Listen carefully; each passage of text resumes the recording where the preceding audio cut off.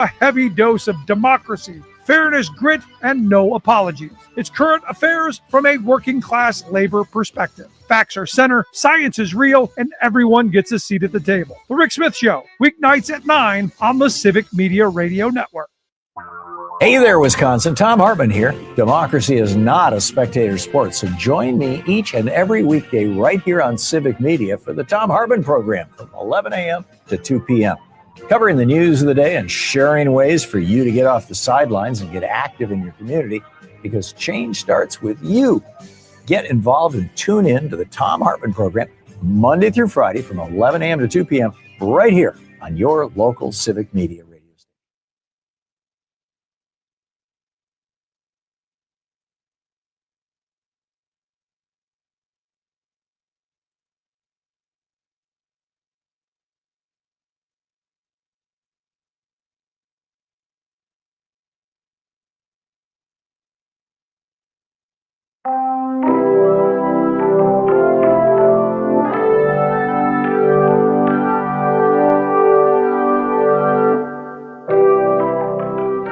Live from the land of cheese, beer, and unsolicited opinions, it's John and Gordy in the afternoon.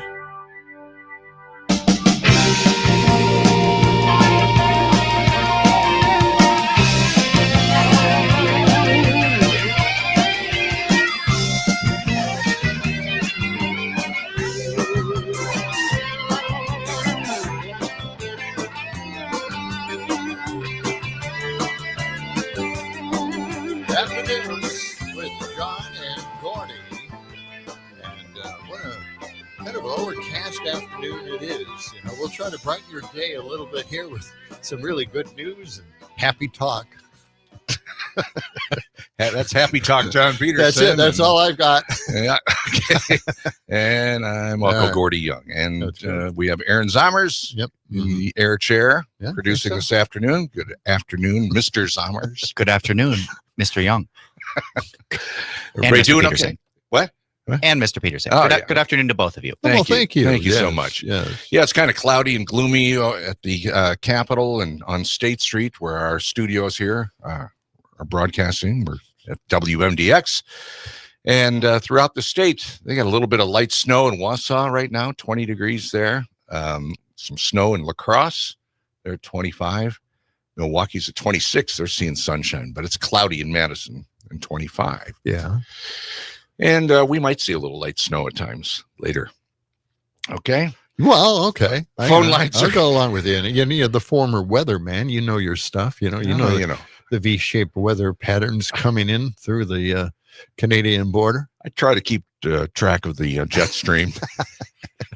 My stream's doing pretty good too. What's one that we're dealing the vector polar vortex. Vortex. Yeah. And it's something that happens once in a while. It's no big deal. Well, here's the thing. It just gets really cold for a few days or a couple of weeks. You underestimate the importance of the polar vortex because it puts us Midwest in the news.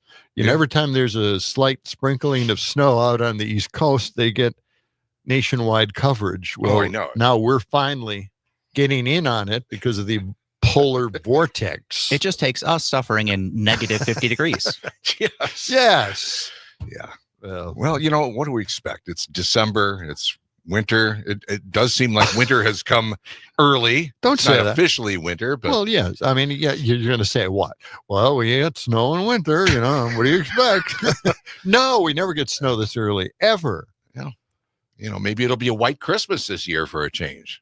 I have to play out in the yard. With like a 1 foot of snow out there with my border collie. Yeah. Who, by the way, doesn't like walking in snow. So we've ordered boots for her. Oh, come on. I know. It really makes me sick. But she can't deal with it. I don't know what to deal with this. We've had 2 border collies before this. None of them needed boots. She's something idea else, were man. The boots. I mean, we don't. She's like, chewing on her paws, and there's a little blood on there, and oh no, and we're worried that maybe she'll never get used to it. So we have the boots just in case it starts getting a little extreme. She's sitting there concentrating on getting the ice off her paws. I see. I got you. Yeah. So I don't know. Boy, she's spoiled. She's bad. She's bad. Hey, we want to give a big shout out to everybody that came from all over to come to the Atwood Music Hall in Madison to watch Pete Schwaba's movie, Godfather of Green Bay. We had a really great turnout and a lot of fun people that we met from all over. Yeah. There's a troupe that follows him all over the state. That's right. You go from town to town showing the movie wherever there's an open space and a screen. Yeah, I thought Pete was going to come in this morning on our morning show here in Madison, but I thought he was going to do that, but he didn't show up. I think they went out. Tide went on last night, probably. Well, yeah, I think everybody went out and had a good time. How can you miss, right? I mean, everybody's buying them a drink, saying, "Hey, great movie." Right? Yeah, you got to drink that in. Yeah. Why not? Sure do. I mean, line up shots. Just amazing how much he can drink. Well, Pete Schwab is a two-fisted drinker, man. Look out. Actually, here he comes. I don't know if he does drink it. I don't know either. I believe very minimally. Yeah. I know. Okay. But it was great. And, we had a good time. And we'll have to do something like that again, Well, I think so. I think that would be a lot of fun to have a 30th anniversary of his movie. Mm-hmm. You have 5 more years. We'll do it all again. Okay. I like it. Yeah. I don't know. Is Pete here tonight or has he gone back to Green Bay? I think he's back in Green Bay. Okay. All right. Well, he left without saying goodbye. Here we threw a big party. I know he means a lot to you, Gordy. Here we throw this big party. I know. Where's the thank you card, right? See you later. Thanks a lot. Yeah. That's what we got. I guess so. Coming up in our 3:00 hour, it'll be our grown-up gift list text to win multi-state contest.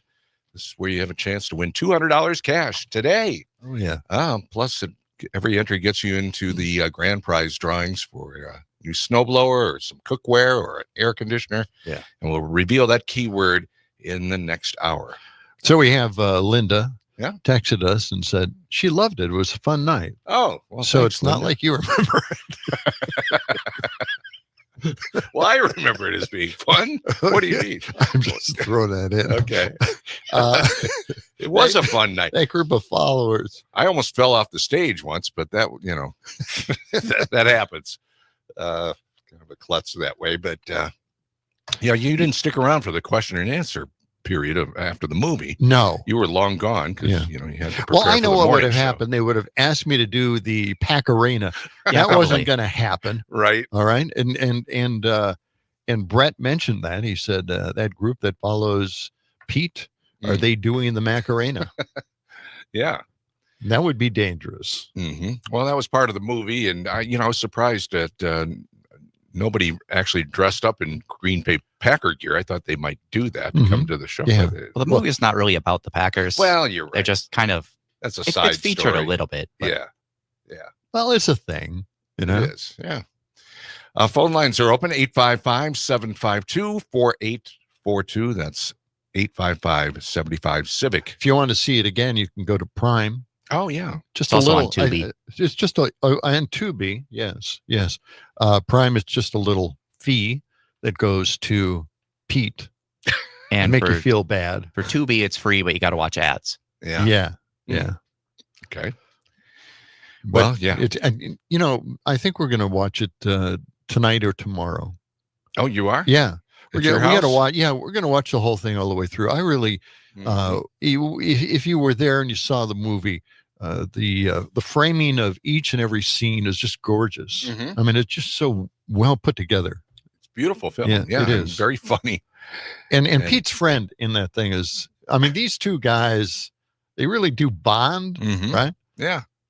Yeah, it was kind of a buddy comedy. It is, a couple of comedians on the road, seeking fame and fortune. A little love story in between. Not between them, but anyway. Well, go see the movie. What he's Gordy's just rewritten the whole movie right there. It's got a different ending. I keep telling Pete there should be a sequel. That's we mentioned that to him, didn't we? Yes. Yeah. And that would be where 20 years later, where he's very successful. He still has the same group of friends around him, but his friends are very sad to see him decline. Now he's working in radio. So and then he gets a radio job. Right. And no one knows who he is on the radio. I think it's all a win-win. So, Hey, he said he would be down if somebody would write him a check, Well, right. if he didn't have to fundraise. Yes. oh yeah, that's right. He did say money is the problem. Right. Yeah. Let's see. We got a text in here from John in Madison. Great to see you all last night at the screening of Pete's movie. So much fun. John, never heard you talk so little. Yeah, you didn't have much to say on stage. I didn't get mad on stage. I should have, I suppose. Best you did not steal the moment, I guess. That's right. I didn't want to steal a moment from anybody. Yeah, great job hosting both of you. Yep. Walked in with my wife and we were greeted by Pete and John. And they told us the whole story. Amazing chat. And they were lucky enough to buy Catherine a drink. She's great. Love you guys. Well, that was nice. Yeah.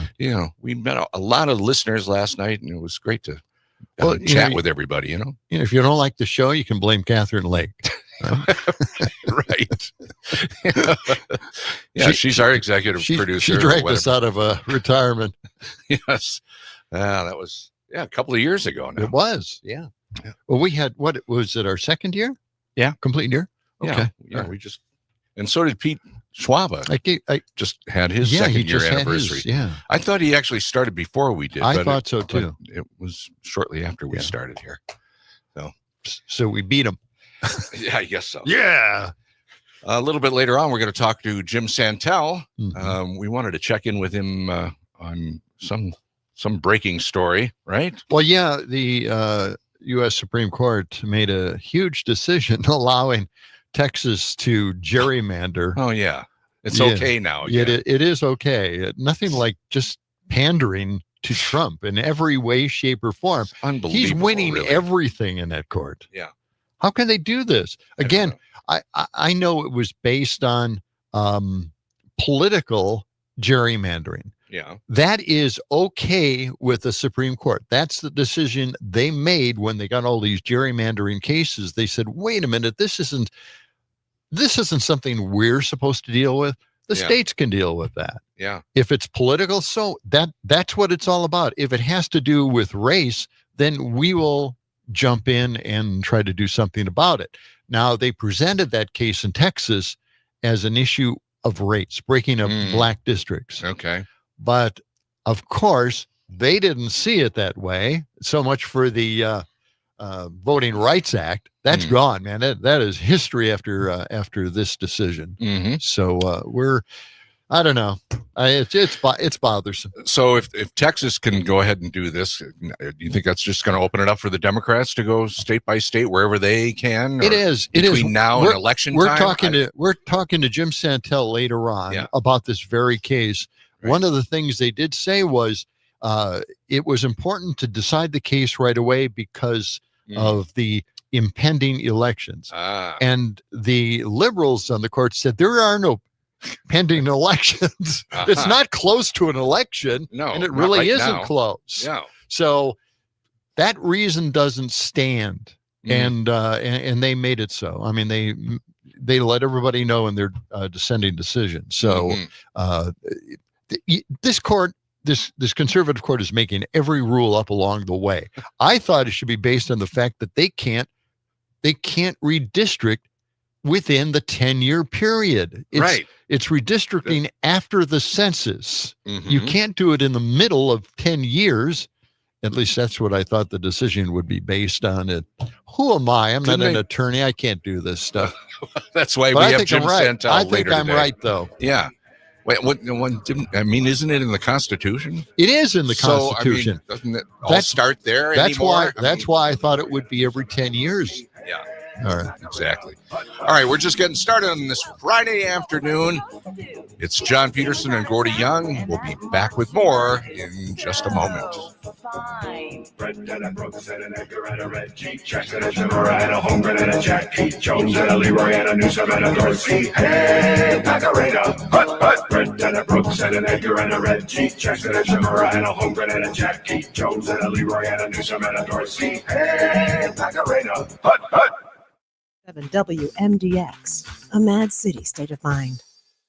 It's family time at Chula Vista with the right kind of fun for everyone. Wisconsin's most complete resort experience. Easy going with scenic river walks, a relaxing spa, or going all out in 80,000 square feet of indoor water park and cross-country skiing, sledding, snowshoeing, all right here. Check it out at chulavistaresort.com.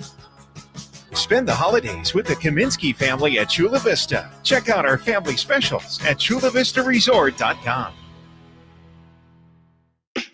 It's the Eco Minute, powered by Clean Wisconsin, your environmental voice since 1970. I'm Amy Barrio. A new state rules making it easier for people living in apartments to access solar energy. Up until December 1st, Wisconsin required every apartment unit in a building to have its own electric meter. That made it harder and a lot more expensive for developers to build affordable housing with solar. The new rule has done away with that old requirement. It's one of the first rules taking effect after the Evers versus Markline Supreme Court decision, which found it's unconstitutional for administrative rules to be held up indefinitely by a handful of legislators. It's almost time to get your 2026 State Parks Admission Pass, and you'll find a new design created by a Delavan Darien High School student. The DNR holds an Admission Pass student design contest every year. The artist this year featured her beloved black dog retrieving a stick out on the water. For a deep dive into Wisconsin's most pressing environmental issues, check out my Defender podcast at cleanwisconsin.org or wherever you get your podcasts. America is kept safe because the Army National Guard responds, protects, and supports our nation when it needs them most. The Army National Guard responds to disasters such as wildfires and floods. They protect us with missile defense, cybersecurity, and civilian support teams for chemical, biological, and radiological hazards. Be there for your community and your country. Visit NationalGuard.com to learn more about part-time service. Sponsored by the Wisconsin Army.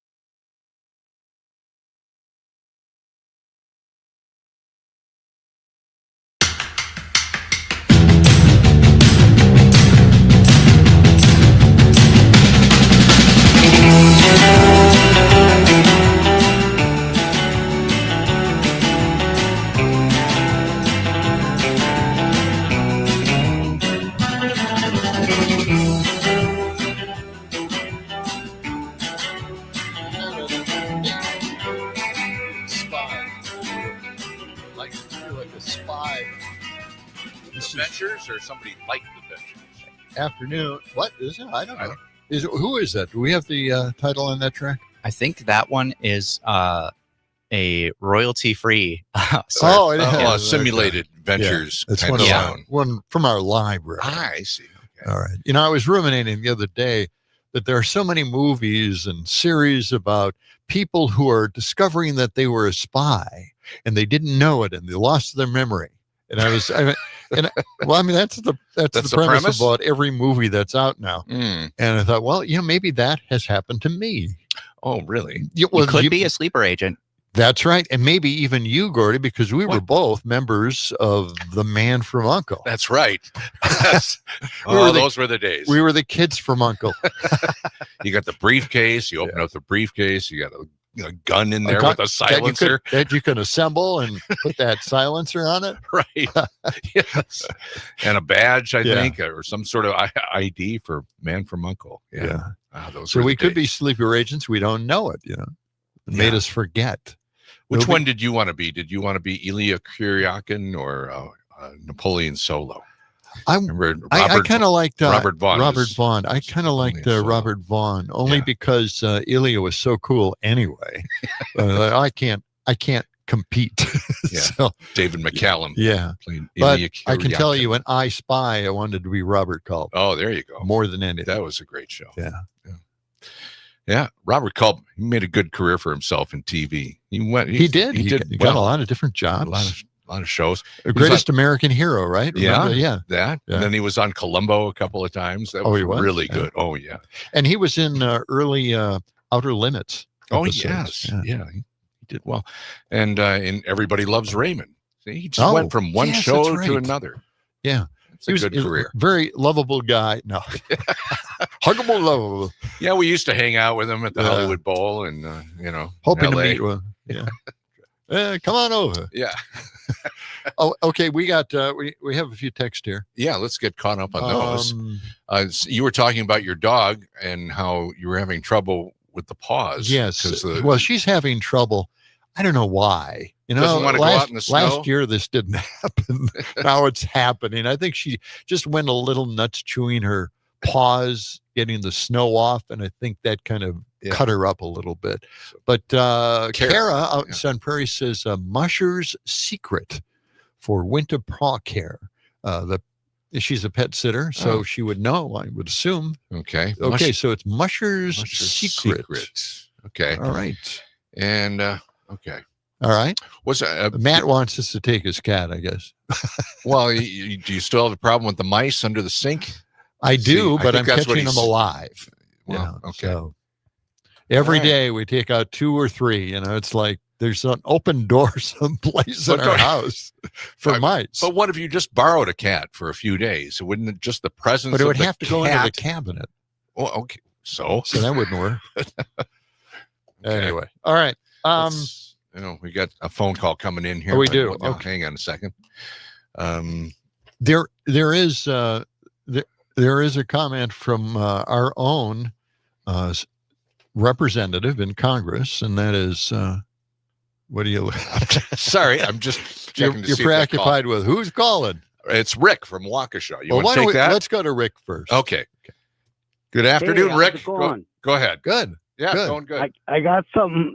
I learn something new every year. Okay.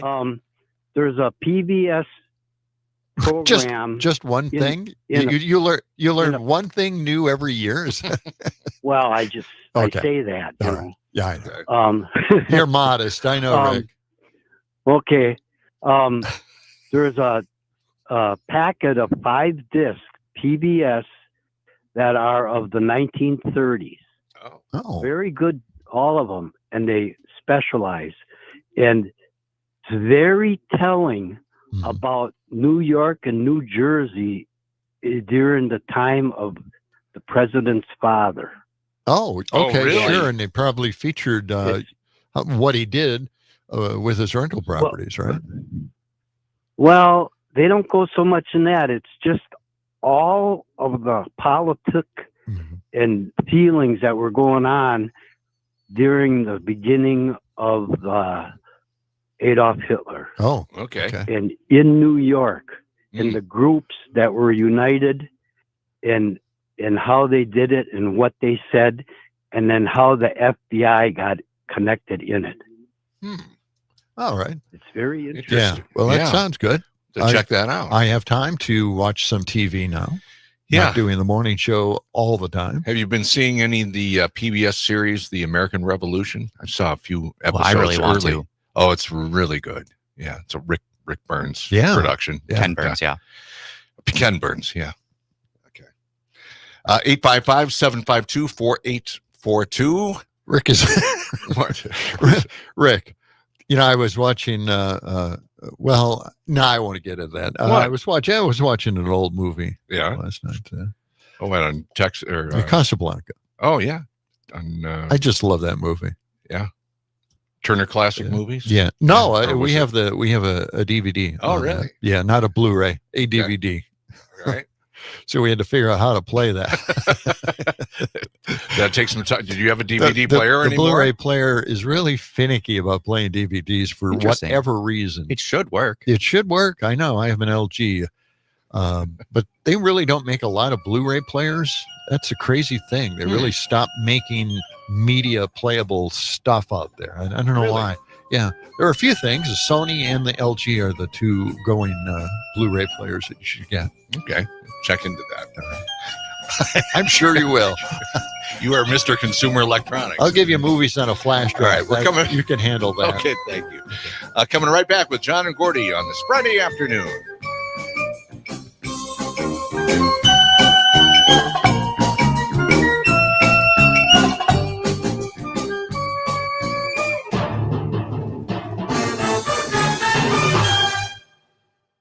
WMDX Madison, where the cheese is sharp and the vibes are chill. Local news, real voices, and conversations that count. That's Madison. And that's 92.7 WMDX. County fairs around Wisconsin waiting for the details of a new economic impact study. I'm Pam Yankee with a quick update on what's happening in food and farming news on a Friday. Jamie Butke, the executive secretary of the Wisconsin Association of Fairs, explained some of the challenges they hope that study will address. That's next. Did you know you can leverage crop insurance to benefit your bottom line? Ag Country Farm Credit Services can help. Choosing the right coverage for your goals can help maximize margins, strengthen your marketing strategy, and build a more resilient operation overall. As you plan for the season ahead, focus on more than just managing risk. Call 800-450-9858 to speak with one of our dedicated crop insurance officers. This institution is an equal opportunity provider and employer. In 2025, Wisconsin County Fairs went through an economic impact study trying to figure out their true financial value, not only to their county, but to their state. Jamie Butke, executive secretary of the Wisconsin Association of Fairs, says they'll be sharing that information with attendees at the 2026 Wisconsin Fair Association Convention. That comes up in January in Wisconsin Dells. She said one of the challenges most people don't recognize, just trying to keep that audience coming through the gates. We need to find what entices that next generation of parents to come to the fair because they're further and further removed from the fair. Where are we getting that next exhibitor from? People don't think of that concept. Who's going to be in the show ring? Who's bringing exhibits, into all of the buildings that we have? We find that our fairs are spending more time educating people about ag education, and that's a bigger piece that they have to do, where before it was just taken for granted because people were showcasing that component of it, or now we're educating. Jamie Butke, executive secretary of the Wisconsin Fair Association, they estimate that in 2025, about 2.3 million visitors attended their county fairs. That's about 33% of the state's population. Winter is a good time to evaluate your livestock's health. BioVet loves seeing healthy animals contribute to your farm's profitability.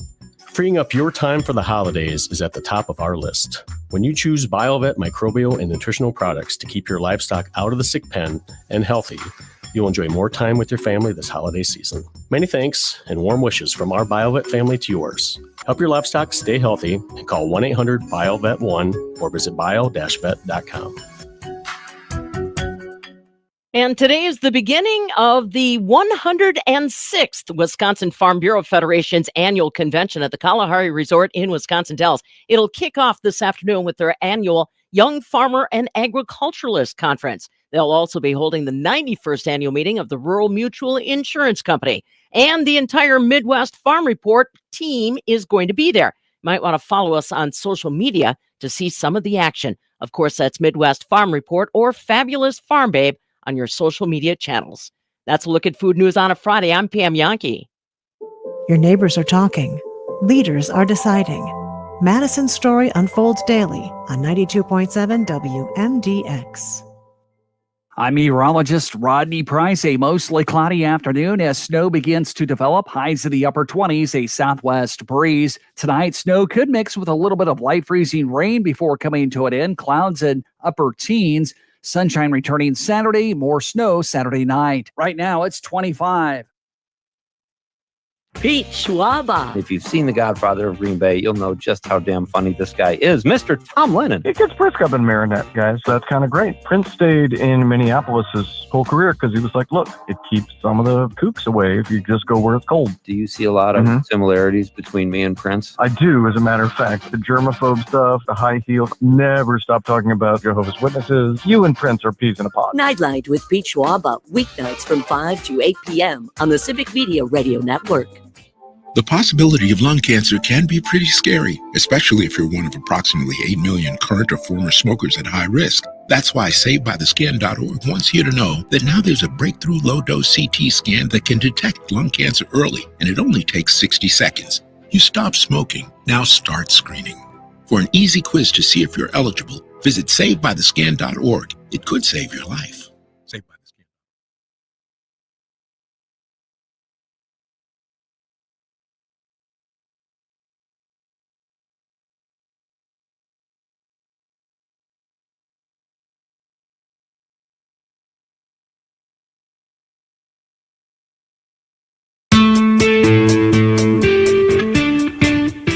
As the 21st century began, human evolution was at a turning point, a dumbing down.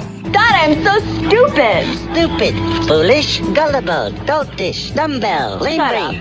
I'm an extremely stable genius. Okay. It's all fake news. It's phony stuff. It didn't happen. You are fake news. That's the best stupid thing I've ever heard this week, man. Idiocracy. For the smartest guy in the world, you're pretty dumb sometimes. Dumb all the time, and that's why we have Idiocracy. We have so much dumb news to give you that we've put it under this particular title. That's right. We've assembled it under this umbrella. And yes. Boy, is it stupid. Wow.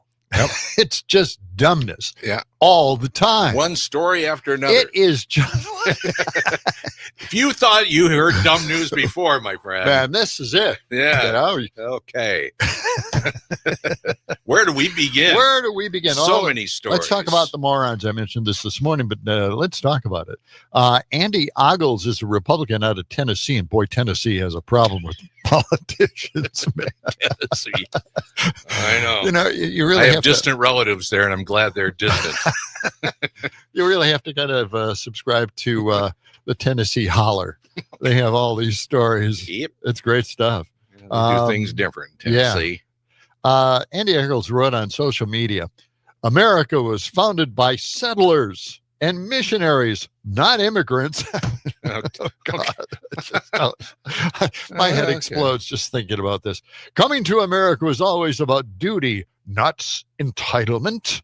Deport all illegals. Deport them all. So that so again, you know, he thinks that missionaries and immigrants, or missionaries and settlers, are not immigrants, and in effect they are. So anyway, Mark Bocan, our own representative there in the Congress, said this. Add this one to the I work with morons file, please. That file grows by the day. Yeah. That's just an amazing. It's just an amazing story, right? I mean, how do you?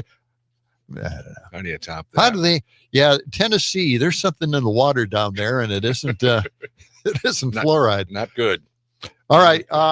Let's go to what's happening in the economy right now, because this is really, really important. I mean, I've got stories. A lot of stories I never really ever get to about how bad the economy is getting, because this administration wants to avoid anything that has to do with green energy, alternative energy. Right. They don't like windmills. They don't like solar. That's right. And this is another example of how Trump is really kind of killing the economy. Not just kind of, he is. GM axed $102 million in their factory work, and they're laying off 1,700 employees. And this is just part of the staff. I mean, they're cutting out a second shift. They're keeping the first shift, but this is the second shift, and they're whittling down the work and part of their factory. The entire Midwest town faces an economic blackout, essentially. It's Factory Zero. It's not just a plant. It's the heart of GM's all-electric strategy. Let's hear, this is cut 36 from Fox But News. the issue of affordability, the issue of how people feel about the economy popping up in our latest polls, personal financial situation now, excellent, good, 40%, only fair or poor, 60%. You can see that changing from July. Condition of the U.S. economy, also a perception totally upside down, 76 to 25, and that changing a bit. And then economic conditions for the nation and you personally, again, 25% positive, 76 negative for the nation, and then 60-40 personally. There you go. So it's not looking good. The economy is not liking what they're seeing so far. I mean, when you're in the 70% disapproval rating, well, you've got a problem, a huge one. Yeah. All right. So, those numbers are not looking good. Now, Trump dubbed himself the affordability president. Right. Saturday, I believe it was, morning a social media rant that he did. Does he like this word or not? He kind of flip-flops. He does. Every other day. He likes it sometimes, and then all of a sudden he just goes out against it. Right. So anyway, he's dismissed the widespread economic concerns, and I don't know, he's just kind of denying reality in all of this, but the green energy movement really came to a standstill, and the EVs, the cars, the movement toward that is really putting us behind the eight ball internationally, okay? Because we make cars for other countries as well, and those countries are not just buying our cars, but they're buying EVs from China. And China has just grown by leaps and bounds over the last decade in solar and clean energy. They're way ahead of us now. They're way, way ahead of us. way more ahead way of more. us. All right, now let's get to the big story of the day. Actually, it's the decision by an advisory panel for the CDC. Right. They were trying to come up with an answer for a vaccine that they're not really crazy about, and that is, let's see here. We do have a cut. I want to play. I want to play this cut. Let's get to this. This is meningitis, I believe. Yeah. Right? Is it?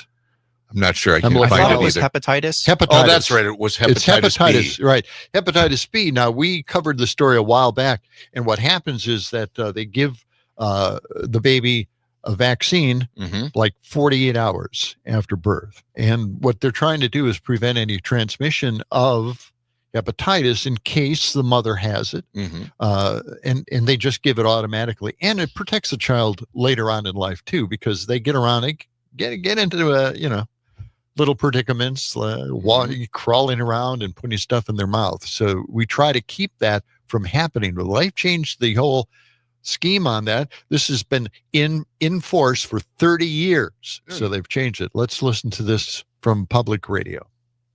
I suggest to parents to be very, very suspicious when people tell them that something is safe, especially a vaccine.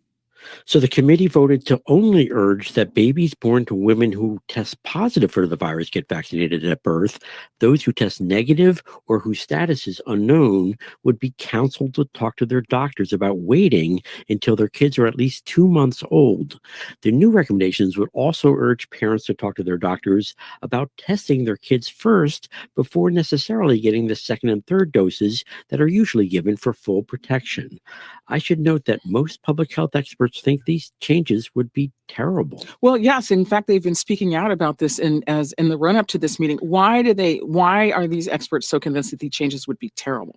They argue that there's plenty of evidence that universal hepatitis B vaccination is very safe and has been incredibly effective. And babies can catch the virus in many ways, including contact with common household items like toothbrushes and even combs. So they argue that these changes will inevitably lead to more babies getting infected and eventually dying from liver failure and liver cancer. Here's Dr. Cody Meisner, who at today's meeting. And I will just say, we have heard do no harm is a moral imperative. We are doing harm by changing this wording. And I vote no. There you go. So they're putting the public in danger again. Yes. This was a very dangerous move by Trump to put RFK Jr. in charge of this. This is really dangerous stuff. This is public health. You know, they being MAGA, like the ultra right-wing people, keep saying that anyone who gets an abortion is a baby killer. Anybody who signed on to this decision is a baby killer in a very literal sense. Yes. Yeah. Yeah. Good point. All those babies in danger. Yeah. And there was an earlier report on this saying that the advisory committee isn't really filled with a lot of people who support vaccines in the first place. Well, right. Yeah. So that's why the decision came out the way it did. They don't believe in it. And RFK Jr., of course, obviously doesn't believe in vaccines at all. And now, there are even schools out there that have, viruses going through their entire school. Classes are being cut. Teachers are not showing up because they're sick from their students. It's we've got a real problem here. And I guess the only time we're going to find out if it's a real problem is when, the public ends up getting very, very sick. Yeah. A lot of people get very, very sick. Yeah, we don't want that again. Another pandemic. I don't know. I mean, come on. Why are we playing games with this? It seems like a simple thing, right? Now, they're blaming vaccines on autism. A lot of people are starting to believe that, and that's the sad part of it. And what this does, and what RFK Jr. does, is puts doubt in people's minds about public health. Mm-hmm. You go to their website now, and it's completely changed. They've completely turned it upside down. It no longer looks like an official health website. It looks like something out of Mad Magazine, and you'd have to kind of make up your own mind about, well, is that true or is it not true? Mm. You can go online. There are some hospitals and other websites that deal with health and probably have legacy information. Well, sure. Stuff from before. Well, Mayo Clinic you can still make the right decision and get the right information. Yeah, Mayo Clinic and Cleveland Clinic. But you can't go to the government. You can't go to the .gov website anymore because it's just it's junk. Pretty much changed into some kind of fictional website. In other health news, there's a new story here about a quick cancer breath test. Oh. A breath test, and they're hailing this as the most significant step toward life-saving breakthroughs in 50 years, especially for diagnosing pancreatic cancer. And this is coming out of the UK, and over in Europe, they've done testing on this. Sure. And it seems to be, they found in analyzing pancreatic cancer, which is horrible cancer, by the way, across the UK, they found that over 60% of the cases are detected at stage 4. Apparently, this new breathing technique, they have a breath analyzer that can pick up on this, much earlier. Pancreatic cancer and some other cancers. And that's a real killer, boy, I'll tell you. Well, and they're pushing ahead with research in Europe and, overseas. Mm-hmm. Other countries are taking the lead, since it seems like the United States under Bobby Kennedy Jr. is pulling back on any research and development or, finding new cures for things. That's the problem we're having now. And taking away drugs. Exactly. I mean, they've fired so many scientists, so much research going on, so many trials that were in the process of being completed, and they just got rid of people just left and right, and that was it. And we can thank Elon for that, and Doge. Mm-hmm. If you'd like to chime in, you can give us a call, 855-752-4842. That's 855-75-CIVIC. Coming up in our 3 o'clock hour, we'll be revealing the key word for our grown-up gift list text to win multi-state contest. Your daily chance to win $200 and some great grand prizes. We'll do that after 3:05. All right. Okay.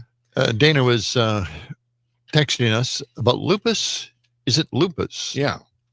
What about lupus? I'm not it's sure. a House MD reference, because he always, at some point during the show, House, he or one of his doctors ends up being like, it's definitely lupus this time, right? Oh, okay. That's a great show. Yeah. House. Yep. Yeah. Yeah, he's a great actor. I love him. Mm-hmm. And then Matt, of course, says, who would have thought a politician that ran on destroying the government, laying off thousands and putting millions in camps would break the economy? Yeah. Who would have thought it? Yeah. Who would have thought that? All right. We'll be back with more of John and Gordy for this Friday afternoon in just a few moments.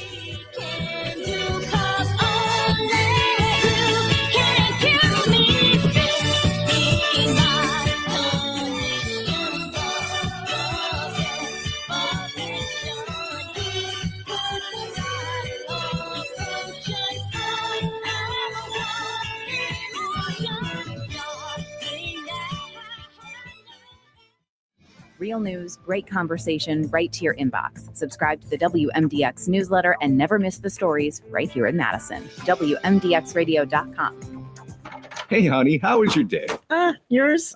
Pretty good. Guess what? The boss asked me to find a place for the holiday party this year. Oh, I know a place that'd be just Yes, right here. We think so alike. No, we can wait, put some wait. Tex- No, not what? our house. Sugar River Pizza. You you already told them they could be here, didn't you? Yeah, I'm well- sure you thought catering from Sugar River would be just fine. Sure. Yeah, but you've seen that huge room in the back of the Sugar River Pizza at their Sun Prairie location. Yes. It's ideal for a holiday party. Well, yes. Fabulous pizza, that pulled pork you love, pasta, soup, sandwiches. Yeah. Anyone can get exactly what they want. And it's better than your meatloaf. Well, Wait, let me wait, call them. What'd you just say? You said you like my meatloaf. I did.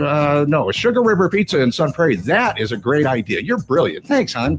Plan your next office or holiday party with Sugar River Pizza in Sun Prairie. Get to sugarriverpizza.com/catering to book today. What exactly is wrong with my meatloaf? I like it. Most of the time, Wait, it's pretty most good. of the time? Well, most Pretty yeah, good? Kind of, yeah.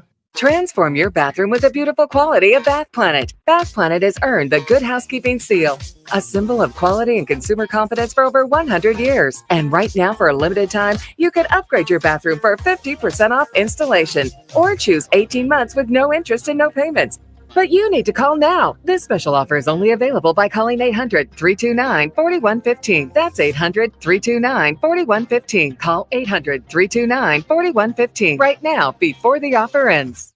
You're listening to the American Democracy Minute, keeping your government by-in for the people. U.S. Congressman Henry Cuellar faced years in prison, accused of taking $600,000 in bribes from 2 foreign companies. President Donald Trump just pardoned the Democrat December 3rd, after which Cuellar filed for re-election. Cuellar, a powerful and popular 11-term Texas Democrat, had his home raided in 2022. In May 2024, the Biden Justice Department announced a dozen charges against Cuellar and his wife Imelda, including bribery, wire fraud, acting as an unregistered foreign agent, and money laundering. He allegedly took $600,000 in payments from an oil and gas company owned by the government of Azerbaijan and a bank headquartered in Mexico City, hiding the payments as sham consulting contracts for work purportedly done by his wife. If convicted, the couple faced decades in prison. Earlier this year, the Trump DOJ dropped charges against New York City Mayor Eric Adams, accused of similar charges after a Florida meeting Adams had with the president. Shortly after, Adams pledged city cooperation on immigration enforcement. 7 career DOJ prosecutors resigned after the appearance of quid pro quo. Given the Trump quest for more GOP U.S. House seats, it's notable that Cuellar still filed for re-election as a Democrat. We've linked the 2024 indictment at AmericanDemocracyMinute.org. I'm Brian Beal.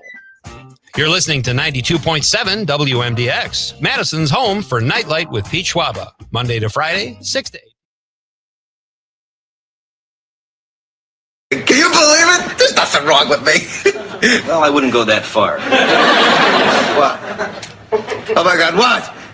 Is it meningitis? Scoliosis? Lupus? Is it lupus?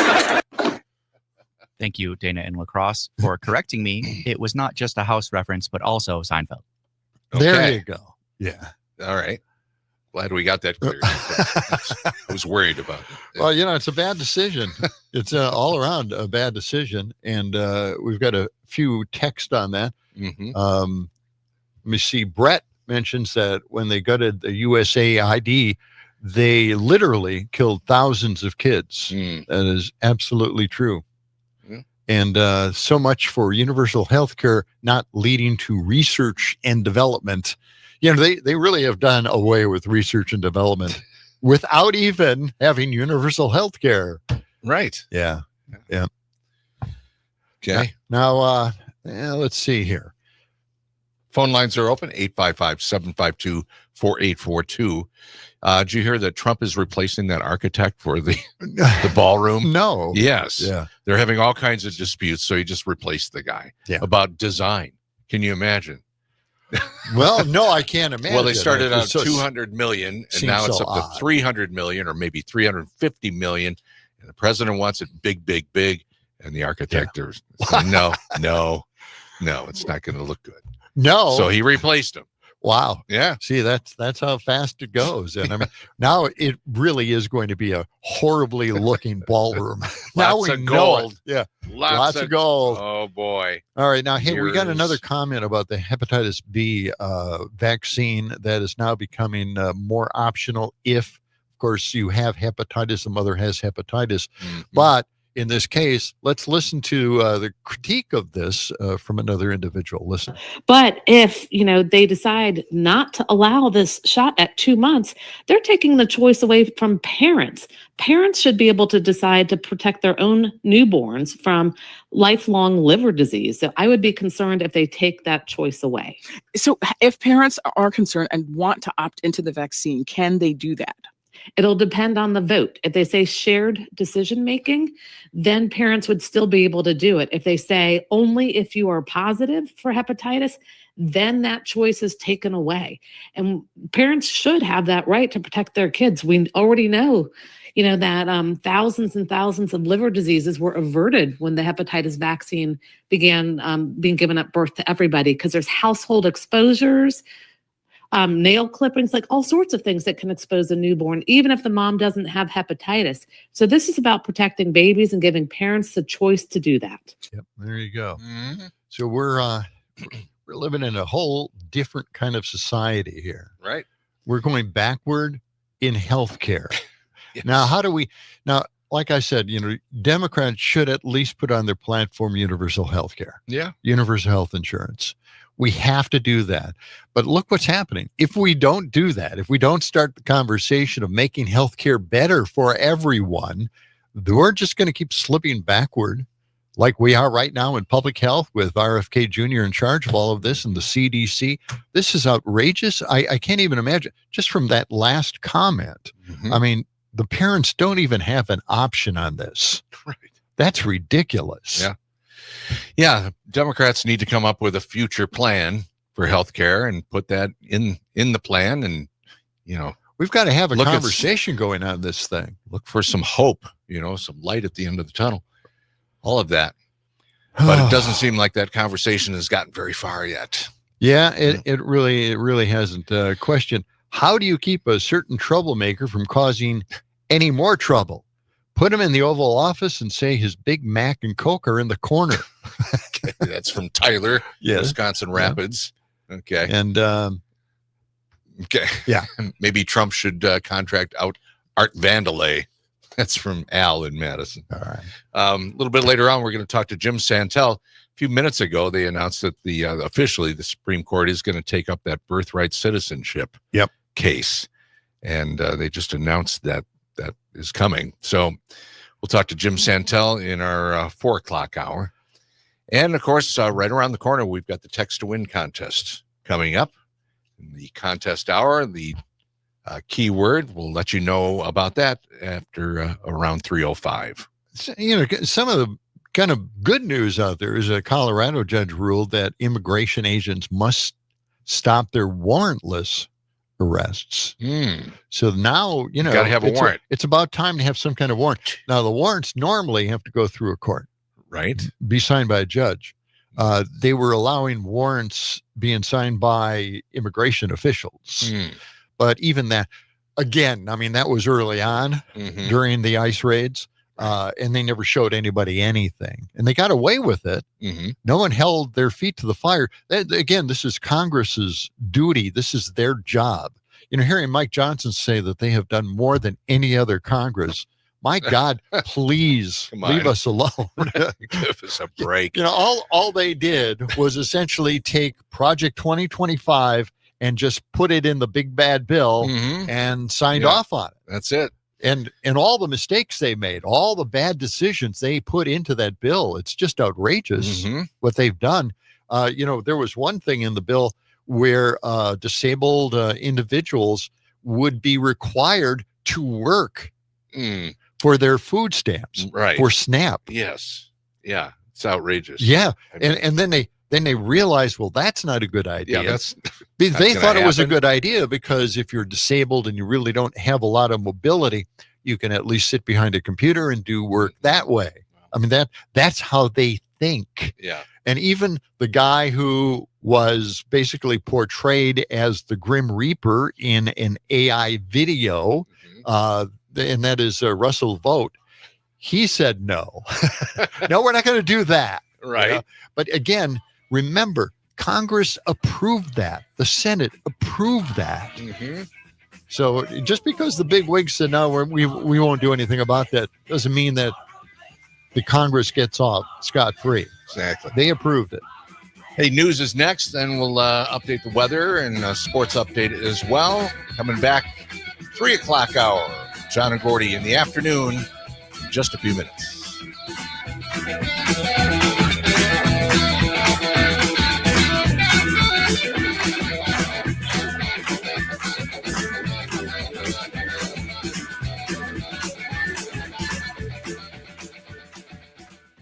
This is 92.7 WMDX Columbus, Madison's real news and great conversation. A Civic Media station. WMDXradio.com.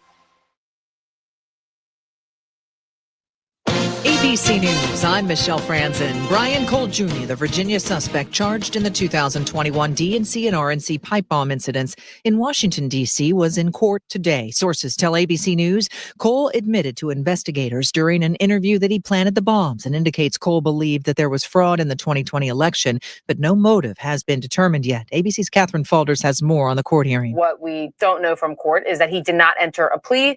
He appeared in the courtroom for that initial appearance, and his family members were there as he was being led out of the courtroom. His family shouted, "We love you, Brian," and others shouted, "We're here for you, baby." These are readouts from Alex Mallon, who was in the courthouse, and then his family declined to comment further. The Supreme Court agreeing to hear an expedited appeal of President Trump's case, seeking the end of the birthright citizenship by executive order. Oral arguments set to take place likely next spring. On Wall Street, stocks are on a roll toward record territory. This is ABC News.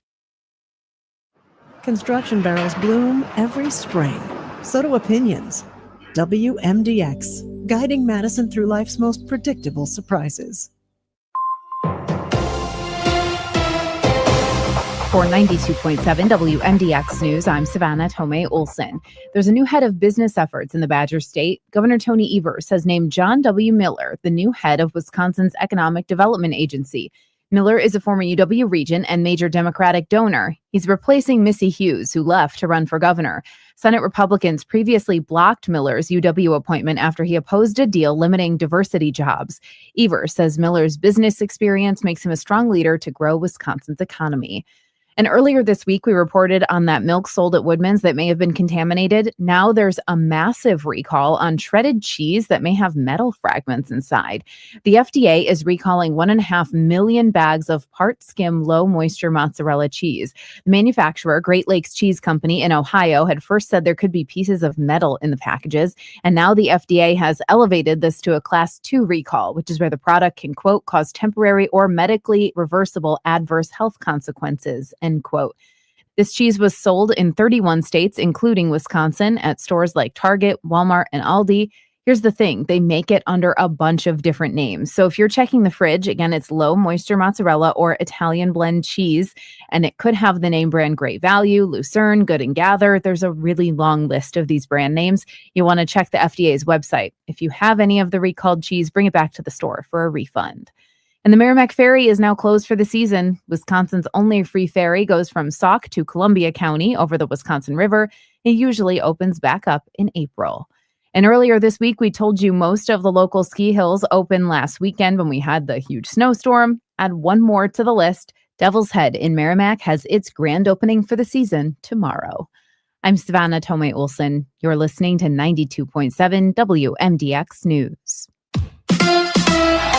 The Bucks at home. Hi, I'm Mike Clemens with Sports NBA. The Bucks host the 76ers tonight. They'll be without Giannis Antetokounmpo for the next 2 to 4 weeks. He's got a strained calf muscle in his right leg. The Bucks are 10-13, but Doc Rivers says at least he's got Kevin Porter Jr. back, finally. We haven't had him all year, and then, having him and Giannis out for that long stretch explains our record. Now we're back at it. We have him back now. And we may have Giannis out. We just got to figure out a way of winning games when all these guys are injured. And if we can get healthy, and I keep saying that, I like our team. NFL, the Packers holding practice outdoors in 8-degree temperatures. They'll host the Bears Sunday. Jordan Love nominated for the Walter Payton Man of the Year Award. The quarterback says helping kids from low-income families goes with the territory. I think all of it kind of plays a part into it, and it's fun to be able to give back and to be able to impact people's lives. That's the Packers' Jordan Love. With sports, I'm Mike Clemens. From the Capitol to your kitchen table, Madison's biggest stories live right here on 92.7 WMDX. I'm meteorologist Rodney Price. A mostly cloudy afternoon as snow begins to develop. Highs in the upper 20s, a southwest breeze. Tonight, snow could mix with a little bit of light freezing rain before coming to an end. Clouds in upper teens. Sunshine returning Saturday. More snow Saturday night. It's 24 at our studios.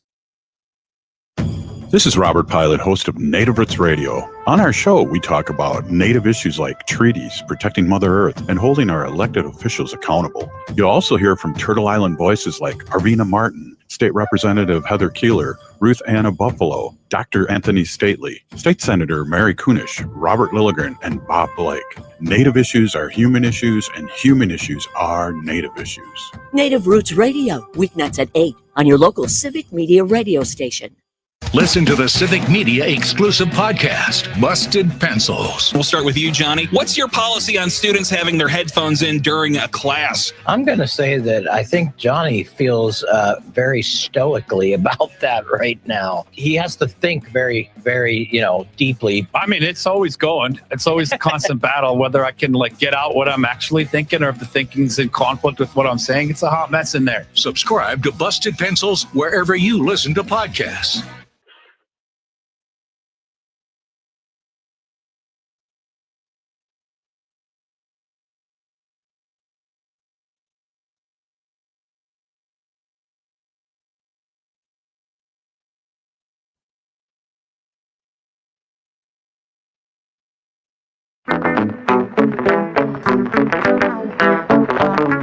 They know Wisconsin like they know sarcasm.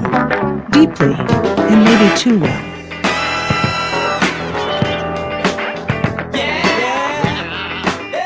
Oh, yeah. Oh, this is John and Gordy in the afternoon. That's us. Yeah.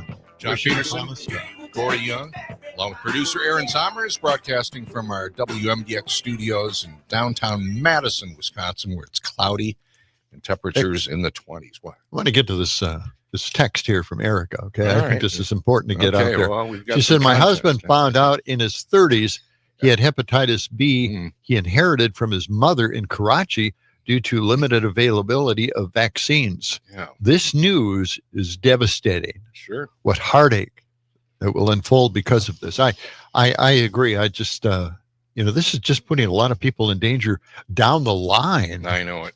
So, boy. We'll get to more on that and more of your texts and phone calls. But Yes. first, it's time for our grown-up gift list text to win multi-state contest. Yes, we are in a contest hour for a new keyword. And the keyword this time around, John, is what is it? It's wish. Wish. W-I-S-H. What does that mean? Well, I'll tell you what. If you want to get in on maybe winning $200 cash today, okay, you could enter for that. Not you, John Peterson. Okay. You are not eligible. Okay. It's one of the rules that we have in one of our many volumes of rule books. Got more and more volumes every day, it seems like. So every entry that you put into this text to win contest, gets you in for either that $200 cash prize, the daily prize, or any one of our 3 grand prize drawings for a brand new snowblower, a stainless steel cookware set, or a portable air conditioner. So the keyword again is WISH, W-I-S-H. Download the Civic Media app. It's free to download, free to use in the Apple or Google store. Find your station and use the text button to send the keyword WISH to the app and through the app. And good luck to you. And you can check out all the rules at civicmedia.us. Okay. We're watching the rule book library very closely. We don't want anybody to check any of those out. Well, it's not a I'm library sorry, exactly. You just go to the website, civicmedia.us. Okay. It's free to get the rules. You just check them out on your own. Yes. I mentioned a Colorado judge ruled that immigration agents must stop the warrantless arrests. Okay. Right. But I just checked the story, and this is what's happening in this country. In June, this case came out of this particular incident. In June, a college student pulled over by the local police in Western Colorado was following too close to a car. So they pulled her over. Then a few miles down the road after they let her go, Immigration and Customs Enforcement agents pulled her over again and arrested her, detaining her for more than 2 weeks. 2 weeks? 2 weeks. Are you, oh, my God. Yeah. And there was no warrant out for her at all. She was arrested because local police told ICE that they suspected she is in the country illegally. What the hell? They just suspected. Wow. Okay. This is, we got problems in this damn country. Yes, we do. How about this one, too? This is really outrageous. Pam Bondi on Thursday last week ordered federal law enforcement to step up investigations into the anti-fascist movement, okay? All right. Now, I'm bringing this up only because there was a recent story on this, but I just want to remind everybody about how ridiculous this whole thing is. This is like reading out of a Mad magazine or something, or an Onion. It just doesn't make any sense to me at all. Okay. Okay. Let's hear it. She wants that. She wants anti-fascists to be investigated and other extremist groups, and asks the FBI to compile a list of entities possibly engaged in domestic terrorism. Okay. How about having a domestic terrorist event before you start looking into this stuff? She says, these domestic terrorists use violence or the threat of violence to advance political and social. Wait, you know what? That sounds like the administration. Yes. Right. Right? The threat of violence. Yes. And social agendas. They have one, including opposition to law and immigration enforcement. See, we can't help people stay in this country. We can't, maybe say, hey, there are some nice agents down the street, because then we could be part of Antifa. Ah, yeah. Right? Right. Extreme views in favor of mass migration and open borders. We can't even think that anymore. Adherence to radical gender ideology, anti-Americanism, anti-capitalism, or anti-Christianity. Because, if I'm another religion and I really don't like Christians because they're not nice people, megas, then I would be part of the list of anti-fascists out there. I would like to make a quick note before you proceed with this story. Okay. Joseph McCarthy died in 1957. We were supposed to be done with this. Yeah. Yes. Yeah. The Red Scare. Why? This is absolutely just nuts. I mean, it's we're against fascism. Right. And that's why I read this. This is they're trying to arrest people who are against fascists. Mm-hmm. I still can't wrap my head around this. And I think I asked CJ about this, and I didn't get an answer from him. How can you be against fascism? Mm-hmm. Right. Because that's what it all turned out to be. I mean, Hitler loved Mussolini, what he did to Italy, and he decided that he wanted to replicate that, but in Nazi Germany anyway. And then that's why we had the war, and that's why we actually fought against fascism. Right. Yep. Let's go to the phones. Let's go to Matt first. All right. Matt in Middleton. Hey guys. Yep. Hey, I just had to call in quick because that Pam Bondi stuff. Aren't they openly admitting that they're fascists then? Yes, they are. Yes. And I know. So like you said earlier, though, it's like all this stuff that's happened since MAGA came into being. Right. It could be the funniest, craziest movie you could ever watch. I know. Because no one could ever come up with all this stuff because it is so insane.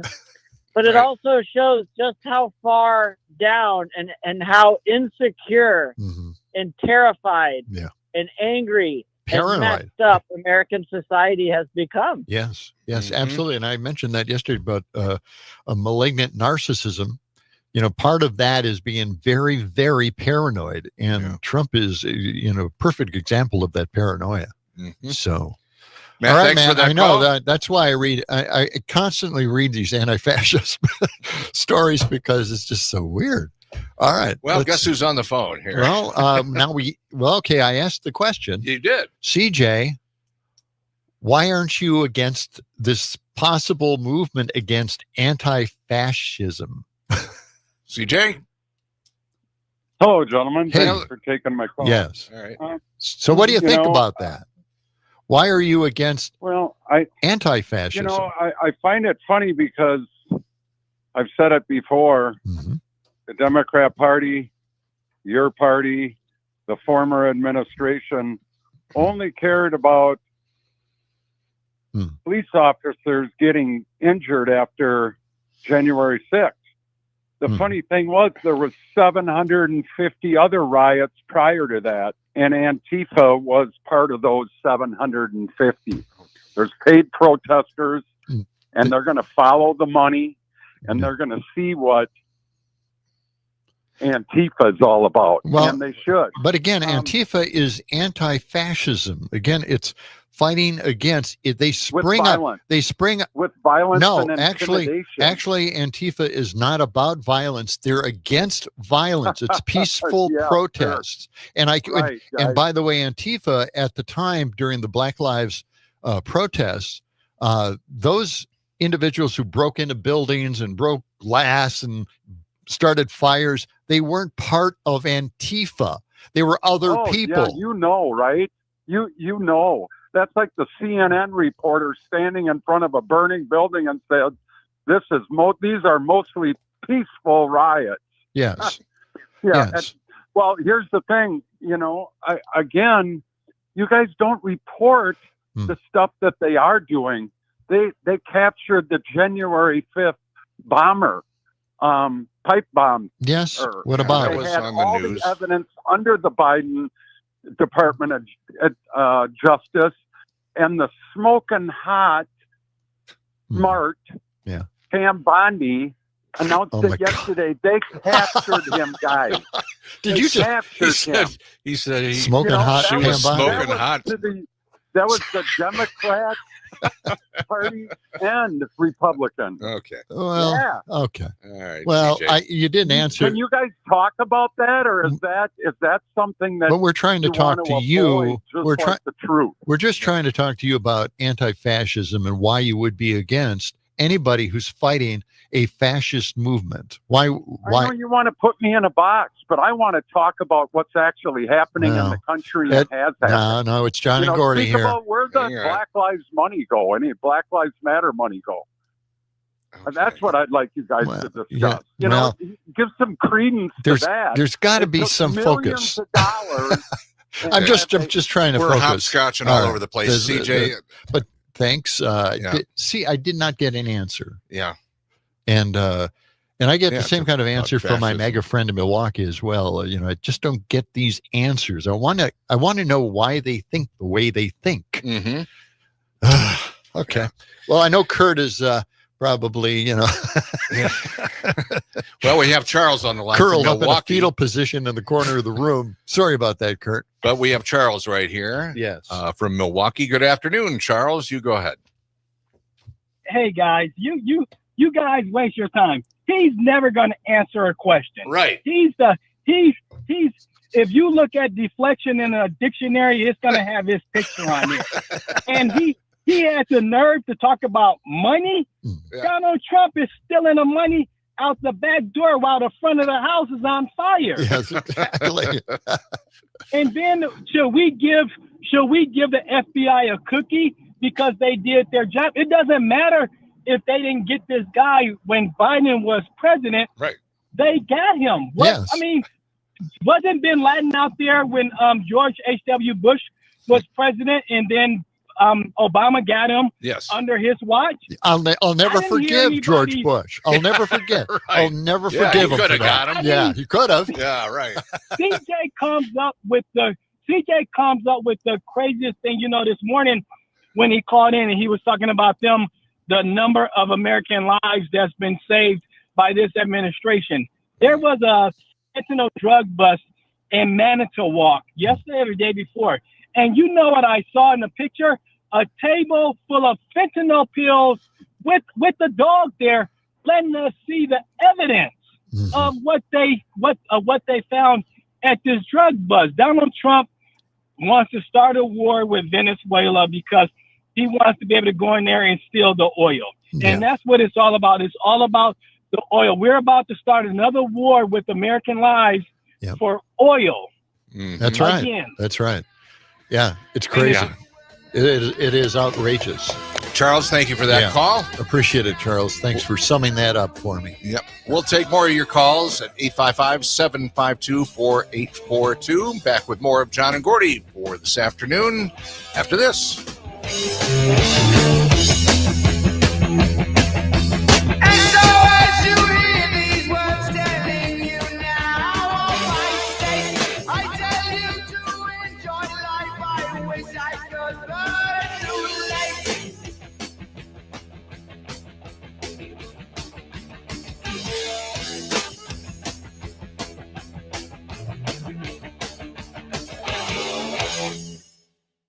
WMDX Madison. Come for the cheese. Stay because your car won't start.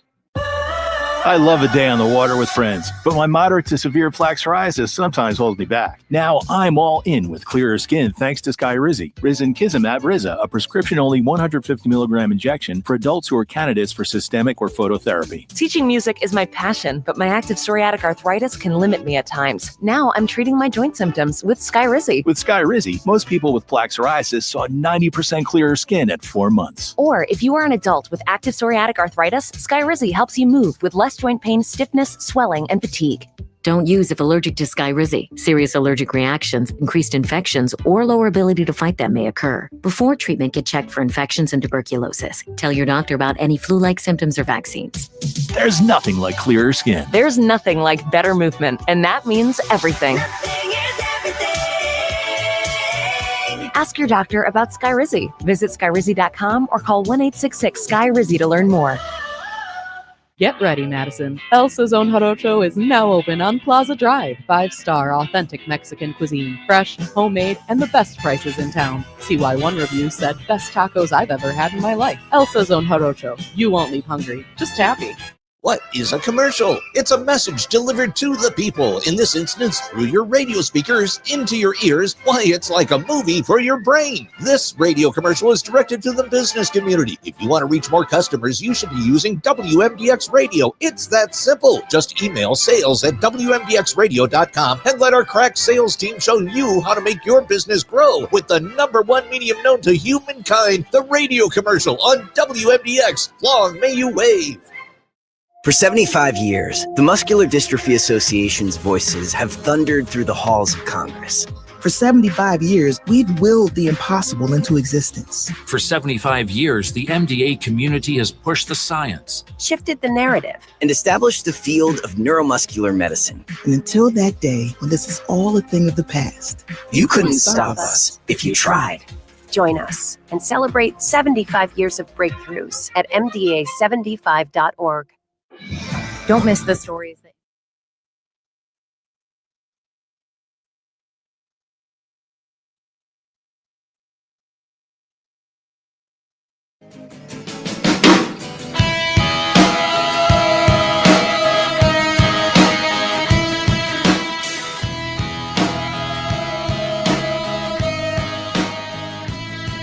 With your feet on the air, your head on the ground.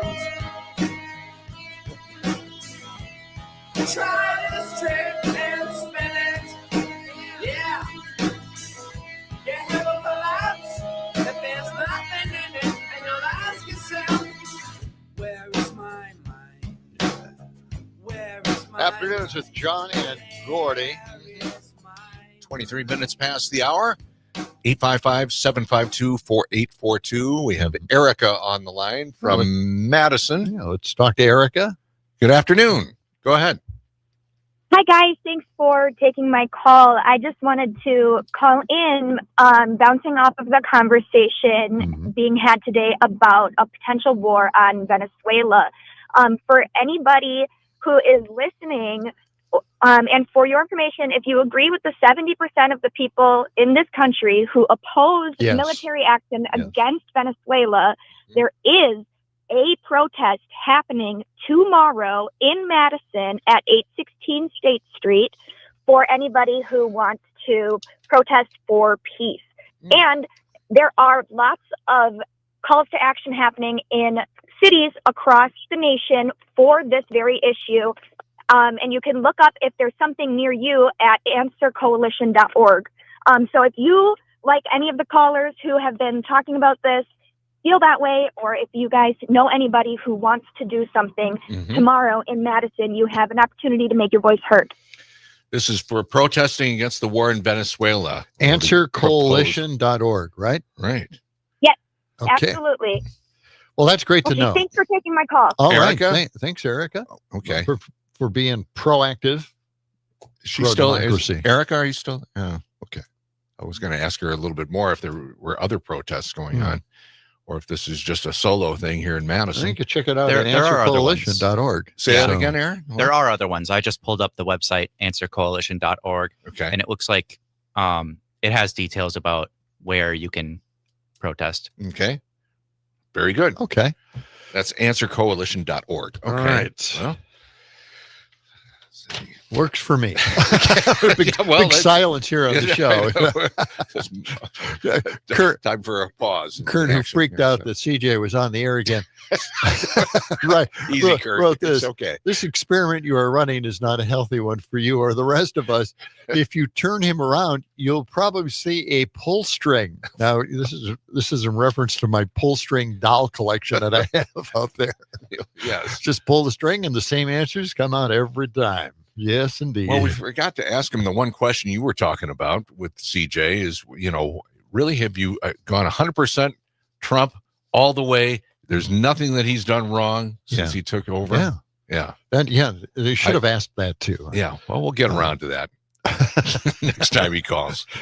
Well, think on that. Greatest president ever, according to CJ. If CJ's listening, just think on that one for a while. Okay.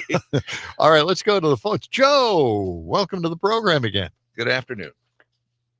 Well, it's interesting hearing what CJ has to say. Let's put it like that. I think that's charitable. It's interesting. First off, how does he know that the protesters were paid? What's the evidence of that? Again, it's just like, you spew it out. What's the evidence?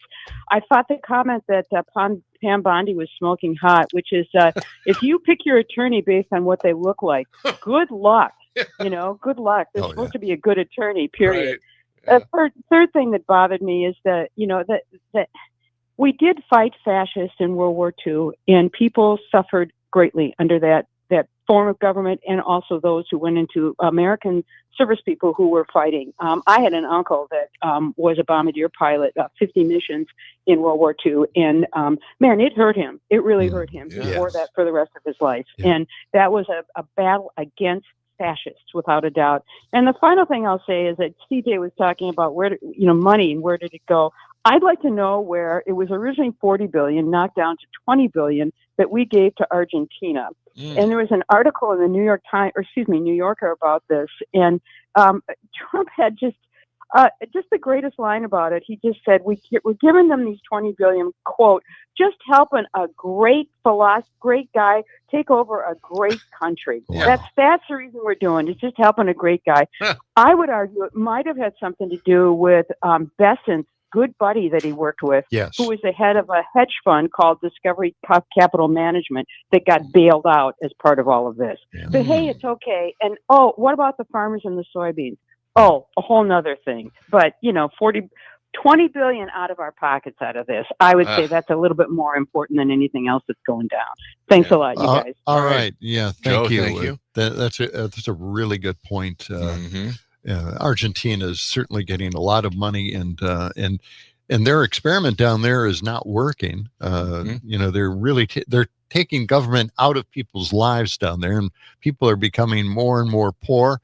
Poverty levels are up. It's not going well, and I think somebody's going to lose a lot of taxpayer money. Yes. So, hey, we've got the Midwest Food and Farm Report coming up here shortly. Want to remind you that we have our grown-up gift list text to win contest.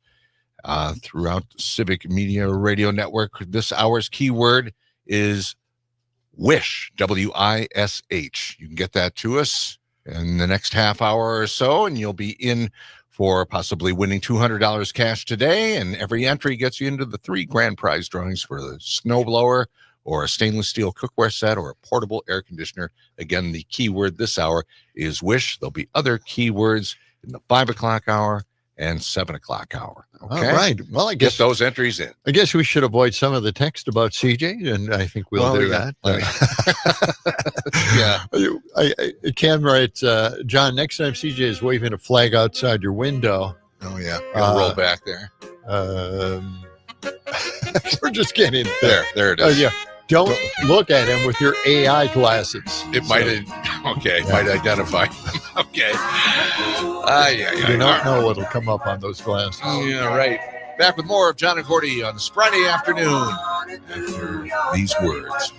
No more. I'm a fool to do your dirty work.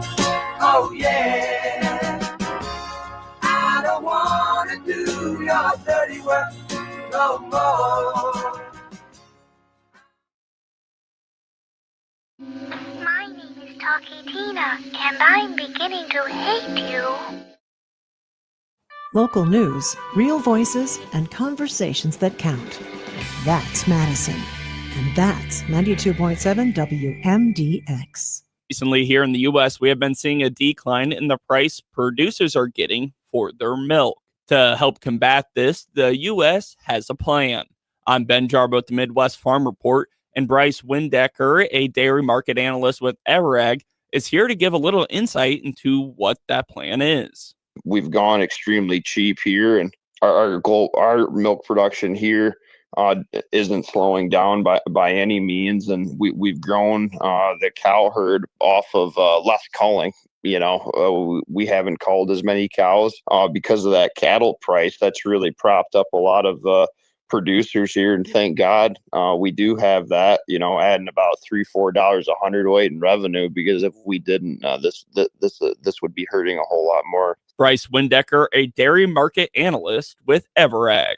For the Midwest Farm Report, I'm Ben Jarbo, and we'll take a look at those closing markets right after this. The Beatles, Stonehenge, the Tower of London. Where are we headed? Yep, that's right. We are on our way to London, Wales, and the Lake District, March 22nd through the 31st, and I'm inviting you to join me. We'll take in the best of Britain, from country life to the bustling cities. We'll start in London with a guided city tour, followed by the Churchill War Rooms and a scenic River Thames cruise. In Wales, you'll get a taste of farm life at Tai Tanglewist Dairy and step through centuries of culture at St. Fagan's National Museum of History.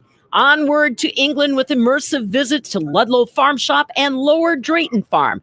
From there, reliving the legacy of the Fab Four at the Beatles Story Museum. Visit Beatrix Potter's beloved Hilltop Farm, and then wrap it up with a tour of Quarry Bank Mill, one of the best preserved cotton mills of the Industrial Revolution. Details now at holidayvacations.com, keyword Pam, where you can request a brochure, watch a travel show, and book this tour.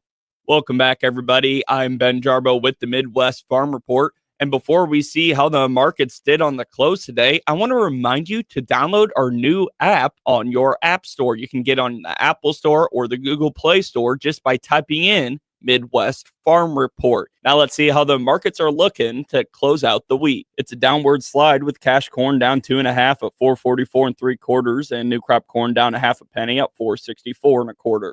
Cash soybeans are down 14 1/4 at 11.05 1/4, with new crop soybeans down 10 3/4 at 11.04. March wheat is down 4.5 at 5.35 3/4, and July wheat is down 4 1/4 at 5.51. Class 3 milk contracts for January are 4 cents lower at 15.37 a hundredweight, and February contracts are also down 4 cents at 15.54 a hundredweight.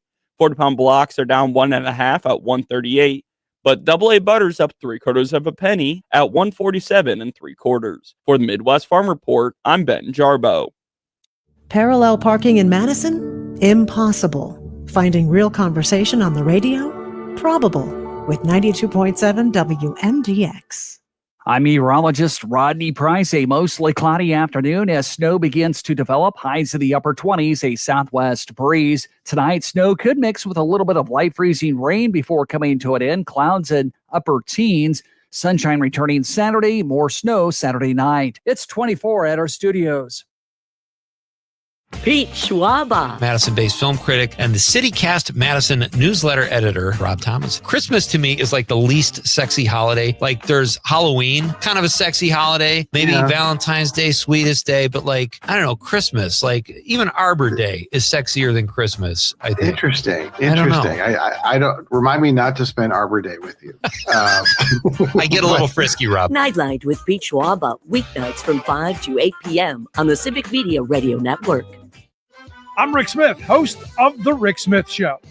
If you're looking for honest talk, real stories, and straight-up news that matters to you, tune in to The Rick Smith Show. We're digging into the issues that affect your job, your family, your future. Join me weeknights at 9 on the Civic Media Radio Network.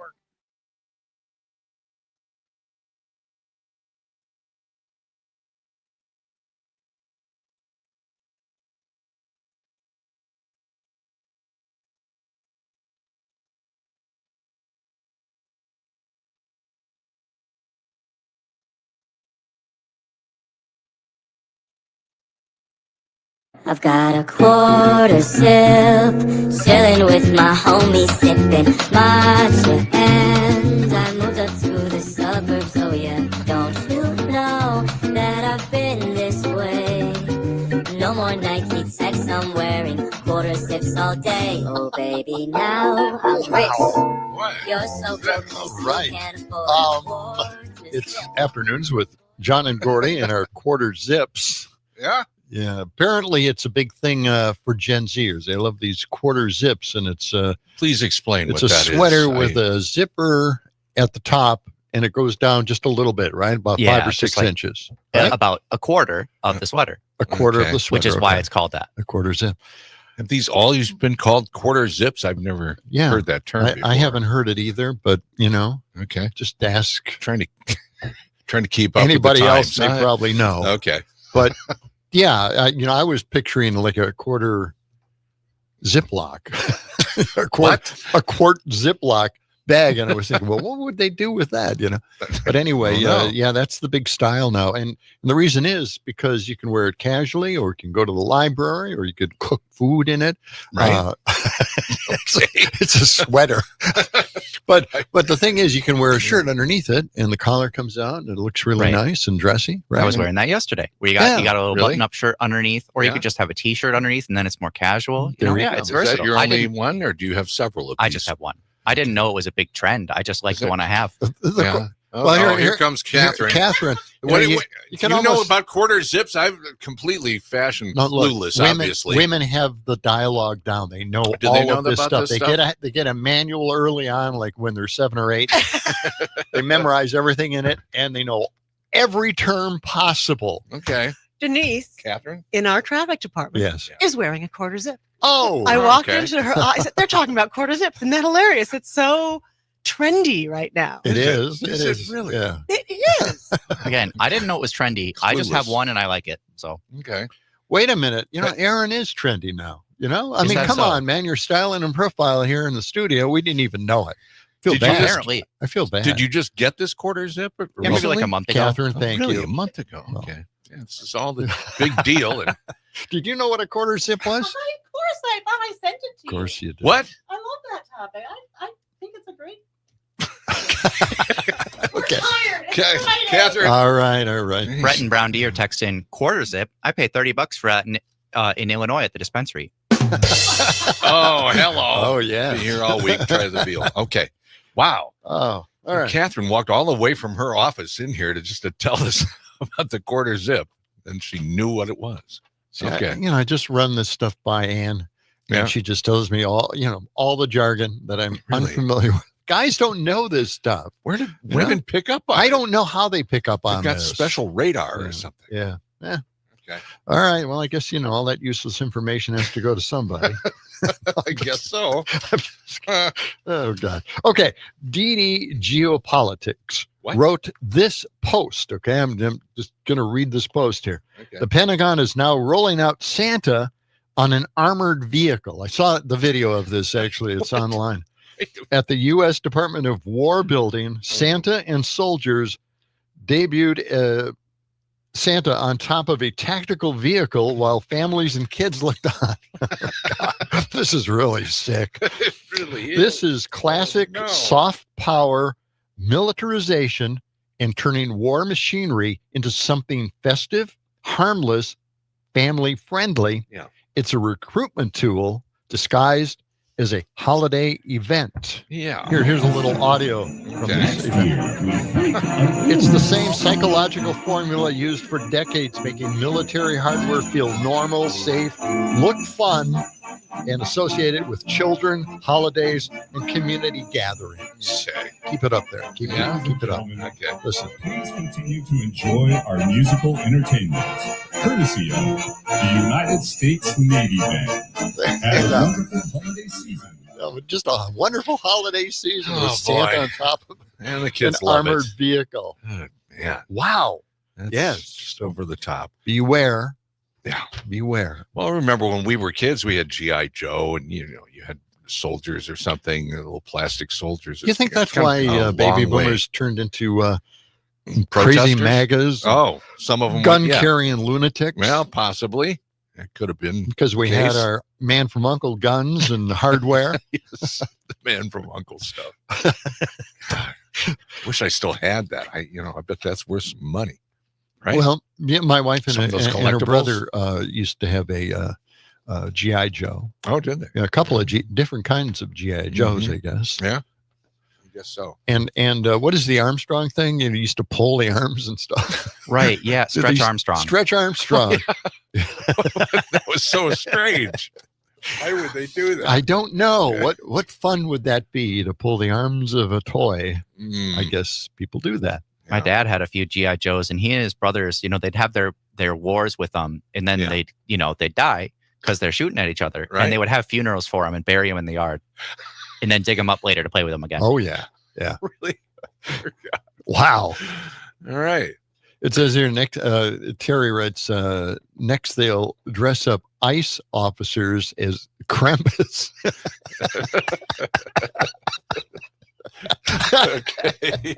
So they can beat the crap out of immigrants and pretend they are celebrating the holidays. Wonderful. With that Krampus ad that's on now. I don't know if I've Have seen you that. seen that? No. I don't know what you're talking about. Okay. All right. Well, it doesn't. No, we'll have to look that up. Okay. Yeah. It's on TV all the time. Wasn't the Santa, Matthew from Menominee Falls says, wasn't the Santa on a tank part of the Santa Claus movie with Tim Allen? I think that might have I been don't in know, there. maybe. I don't Yeah, know. I wouldn't put it past him. Yeah. Yeah. Okay. All right. I talked a little bit about the job losses at some of the EV plants around the country now. Right. Simply because we got rid of the rebates where people could afford, maybe a little bit better afford some of these EVs out there, about $40,000 for them. Mhm. I bought a used EV because it had a $4,000 rebate, and I'm pretty happy with that. Yeah. Had to forego the garage because of the increase in lumber prices. Mhm. Damn. Well. this Trump guy. All right. Anyway, Trump announced a rollback of fuel economy standards for cars and light trucks that would otherwise encourage car makers to produce more electric vehicles. Right. See how all this ties together? Yes. Trump says climate change only makes products more expensive and makes them perform worse, like toilets and shower heads. Trump wants to wants to unleash prosperity through deregulation. Okay. All right. Yeah. But here's the problem with that. Cars are getting more expensive on their own, right? Right. Gasoline alone accounts for $2,900 per household per year, while a more efficient dishwasher, light bulb, or faucet may have higher sticker prices up front, they can be more affordable in the long run. Save you a lot of money for a lifetime of that product. Right. Sean Duffy said, I love Sean Duffy. He's so great from our state. I just love him. Said that these moves will ensure that American people can purchase the cars they want. And, when they said that was so stupid, Yeah. Well, I want to buy a bad car. Anyway, it says here, because it takes years and billions of dollars to develop new cars, and car makers would prefer if regulations just stayed put. The U.S. auto industry also serves other countries. Markets like Europe are holding to their environmental regulations and are looking to ban the sale of internal combustion vehicles altogether. Wow. Meanwhile, China is making some of the cheapest and most popular EVs in the world, and the world is just passing us by. Yep. In an EV vehicle. Yep. China is taking the lead on this and not giving it up. Not anytime soon. No. Yep. We're taking your calls and your texts. You can call us at 855-752-4842 or text us on the Civic Media app. Free to download, free to use. And also want to remind you that the grown-up gift list text win multi-state contest. We're in a contest hour right now. The keyword is WISH, W-I-S-H. If you want to get in for that chance to win $200 today, that entry gets you into also our grand prize drawings. We've got 3 grand prizes this time around: a snow blower, a stainless steel cookware set, or an portable air conditioner. Again, the keyword is WISH. You have until the top of the hour to get that in. There'll be other contest hours and other keywords in the 5 p.m. hour and 7 p.m. hour, and then all next week, Monday through Friday. So get those entries in. All right. All right. Okay. Do you need any references to any of the rule books that we have sitting here? Well, let me just say that you can go to civicmedia.us and find out all the rules that you need to find out. Okay. And, every time you enter, by the way, you get a text back with more chances to enter more entries. So that's pretty cool. All right. Okay. Well, why don't we go to the phone lines before we get to another daily show cut? Pretty cool from John Stewart. Mike is calling from Muscadet. Good afternoon, Mike. Good afternoon, guys. I appreciate the dialogue, but thank you. I wonder. I know you guys probably aren't thinking on the same wavelength as I am, but what does the government know about automobiles? Nothing, apparently. There you go. Yeah, these automobile manufacturers, they know a lot about it, and they even plan ahead, and they even tried to plan ahead with battery plants and EV plants all over the place, and people were getting jobs, and yeah, we were actually hiring people at a time. And in fact, the union for one of these plants that cut down the amount of people working there because the EVs aren't selling as well, simply because, of the rebates, they just won their union contract of a raise. Wow. And now they get this bad news just around the corner. So yeah, Mike, it's pretty bad. You have any more thoughts on that, Mike? Well, I just understand what the government meddles in affairs that they know nothing about, and they just make them more and more expensive. Yep. Right. Yep. Yeah, that's the way it goes. Me personally, I would never own an electric vehicle because they're heavy. They will go through tires. The batteries are a real pain to replace, and nobody can work on them. Well, here's the thing. The good thing about a EV is that they have fewer moving parts. They don't require oil changes. They have fewer breakdowns. They're pretty solid, Mike. It'll save you a lot of money. That's why I bought mine. You're going to waste a lot of money in tires, and nobody wants to insure them either. Well, you know what? Once you get hit in one of them, you're done. They create regeneration in another way, just besides the tires, of course, being pulled a little bit to slow down. They have other ways of regeneration. So they've made big strides in EV. They're also real heavy. They're real heavy. Yes, so they're heavy. Another vehicle, the other vehicle is in danger of these electric vehicles because they're extremely heavy, and the batteries are an absolute hassle. I know. Believe me, I know about these electric vehicles. Yeah. They don't work.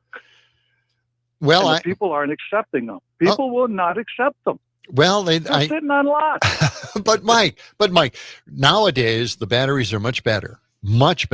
Okay. I have a 2022 and the batteries aren't quite as up to date as they are making them now. And they're going to last a long time. Mike, thanks for that call. I know what you're talking about, though. I had to replace the battery in my Prius. Okay.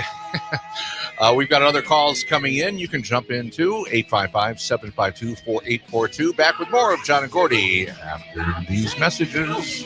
God made you married gentlemen.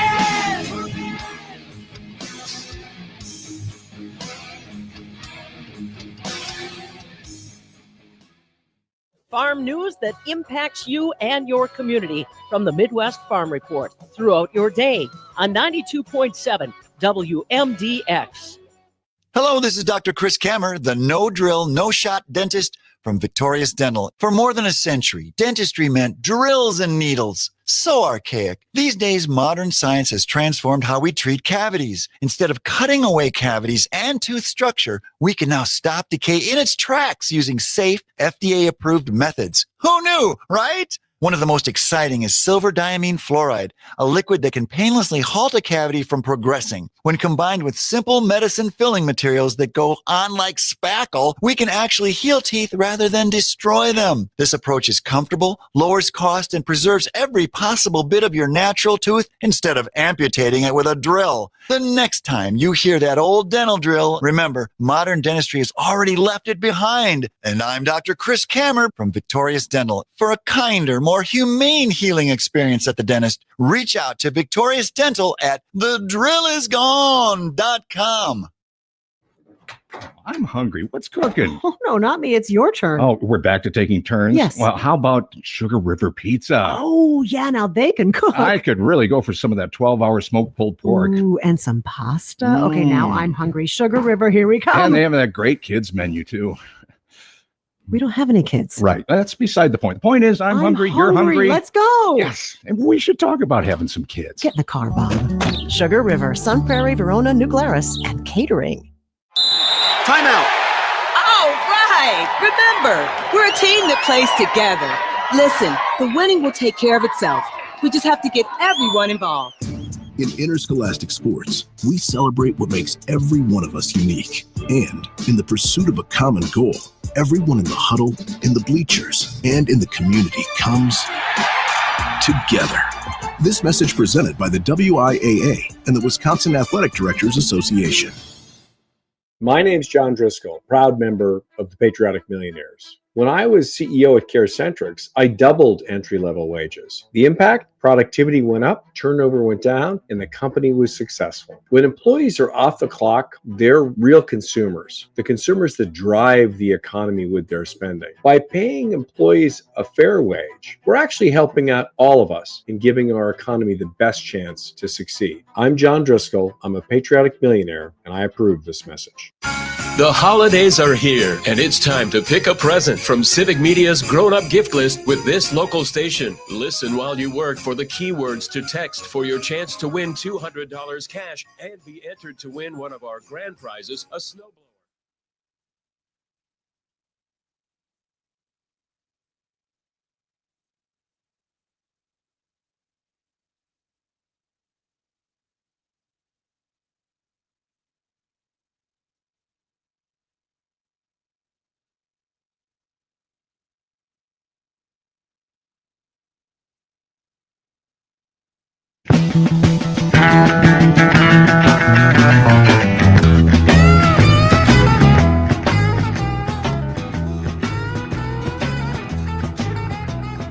Trucking, got my chips cashed in, keep trucking, like the Doodah Man together, more or less in line, just keep trucking on. John and Gordy in the afternoon, they can keep trucking with a EV truck. Sure, why not? Right. We got a response here said, and gas-fueled cars don't use tires. I guess that goes to Mike. Yeah. Yeah, Mike's kind of soured on the whole EV deal. Well, yeah, I think it's a good deal. You know, I've had like maybe my fill-ups cost about $5 or $6. So I get to go, actually city driving is probably the best place for an EV. But I hear, it's gotta be. But for guys that like to work on their own cars, or anybody that wants to work on their own cars, It's all computerized. Yeah. Yeah, they can't. It's a total mystery That's how they becoming a work. thing of the past. It's magic. Yeah. I don't know how they work. We got some callers here. Let's go to Tom and Jackson. Tom, what do you got for us? Hi guys, thanks for taking my call. Sure. Well, there's some good pluses to them, but really it's going to always be a niche vehicle, and there's some real negatives. One of the main negatives, if you're in a car accident with one, it takes a specialized fire department unit to come and help you in that car, and some of them, the doors do not have mechanical latches on them; they're electric. But if the battery's failed, it's really hard to get you out of that vehicle. And so there's more chances you'll perish in that vehicle if there's a fire in that electric car. Yep. Another thing is they're very sensitive to temperature. If it's too cold, their range drops to maybe 30% of what it would be. One of my friend's sister, she had a Nissan Leaf, and she was stuck in Milwaukee because she ran out of power when it was like 10 degrees. She thought she could make it, but she couldn't. And on the flip side, if it's too hot, they have trouble when it's too hot too. I've read quite a few tests, from like Motor Trend and stuff, where they've tested these new Ford Lightning trucks out west pulling, and not very good. And even the auto guys at the magazines are like, well, they're very narrow focus vehicles. Yeah. I'd hope you look into them a little more and see the dangers of them. Have you ever seen any pictures of the ships that they come over on from the Far East? That's where a lot of them are from. When they start on fire, the whole ship will burn down because the lithium-ion batteries, and also including parking lots. If there's one that starts a fire in a parking lot, it can actually burn a hole right through the cement. Yeah. I haven't seen any Kias. I have a Kia EV6. I haven't seen any of those on fires. So start doing a little research. You'll see. I'll do that. I'm not saying there's not a place for them, but there's a lot of negatives. No, I understand. The electric doors drive me crazy. Okay. I know that already. I know that. Crazy. Yeah. And the fact that, you can't pull the handle, it's just, it's embedded in the door weird, somehow. And it just, it drives me crazy. Yeah. There's a latch on the inside of the door, I believe, somewhere that you can open the door manually in some way, but really? Okay. I haven't looked into that. Tesla truck. Yeah. I believe the Tesla truck is considered one of the most undependable vehicles of the last couple of years. That's what I've heard. They're bad. Yeah, all kinds of recalls on them. Yeah. They can't even resell those. What's that? Say that again, Aaron. Plus, they're ugly as sin. Well, there's that. Yeah. Tom, thank you for that call. Yeah, I've never been able to figure out why they had like corners on a car. Yes. Corners just seems wrong. You can't really bond the two sides. Well, I don't know. What the hell? All right, let's go to a Cam out in Appleton. Cam, what do you got? Hey guys, thanks for taking my call. I wanted to touch on two things. The electric car thing from Mike earlier. The weight is kind of negligible. They're only the most common electric car out there right now in the U.S. is the Tesla Model Y, and it's only a few hundred pounds heavier than a typical vehicle, which would be around like 3,300-ish pounds. It did surprise me to see that they weigh more than Challengers. That's because those are boats, and that's what I personally drive. I have never had the opportunity to drive an electric vehicle, just ride in them.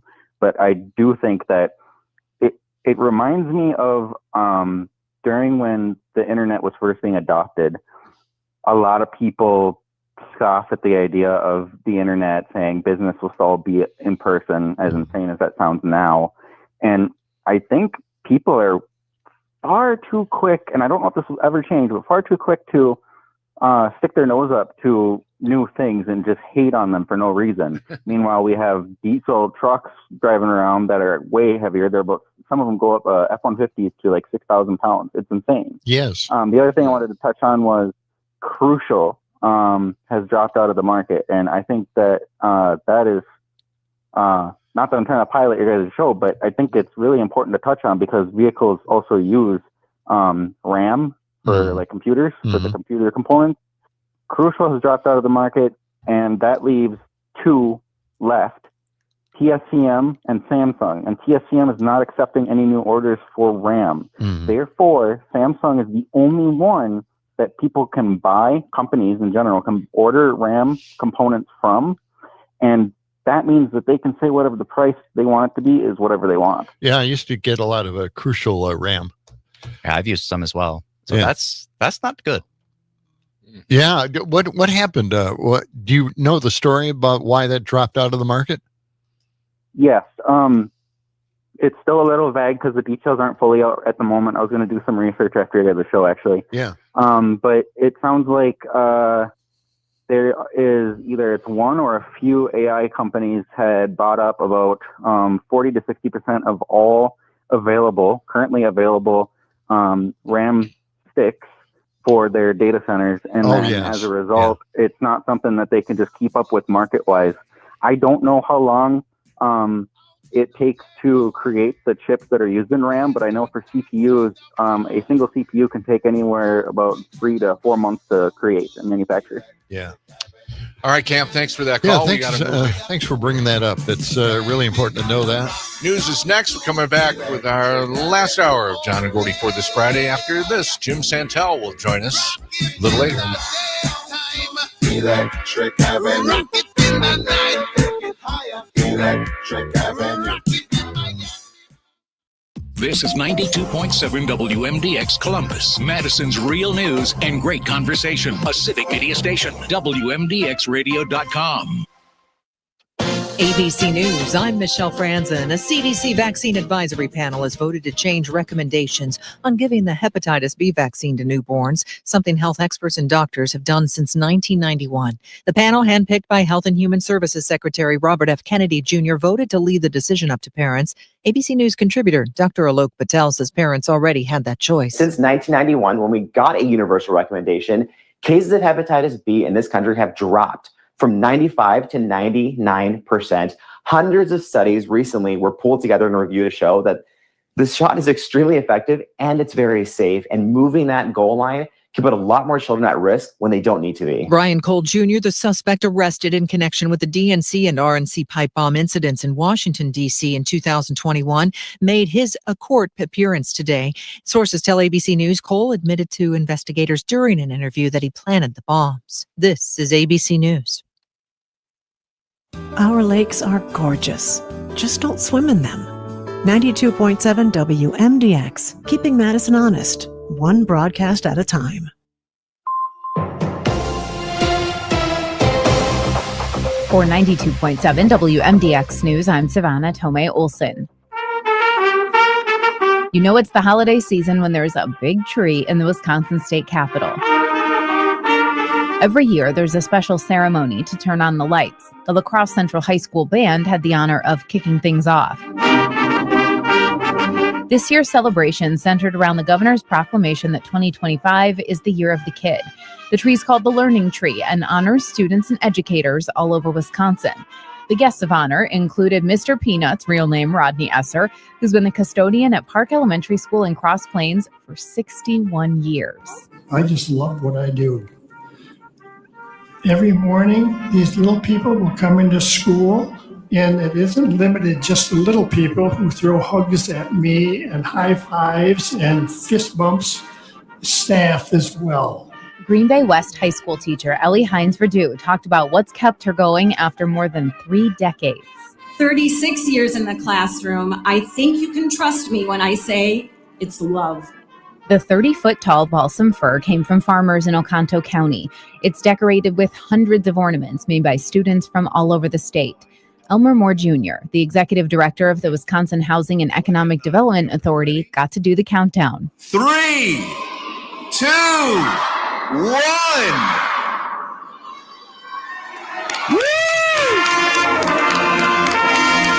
Wisconsin's Capitol Holiday Tree has been nominated for USA Today's 10 Best Public Holiday Lights Displays. We'll find out who makes that top 10 list on Wednesday. I'm Savannah Tomei Olson, 92.7 WMDX News.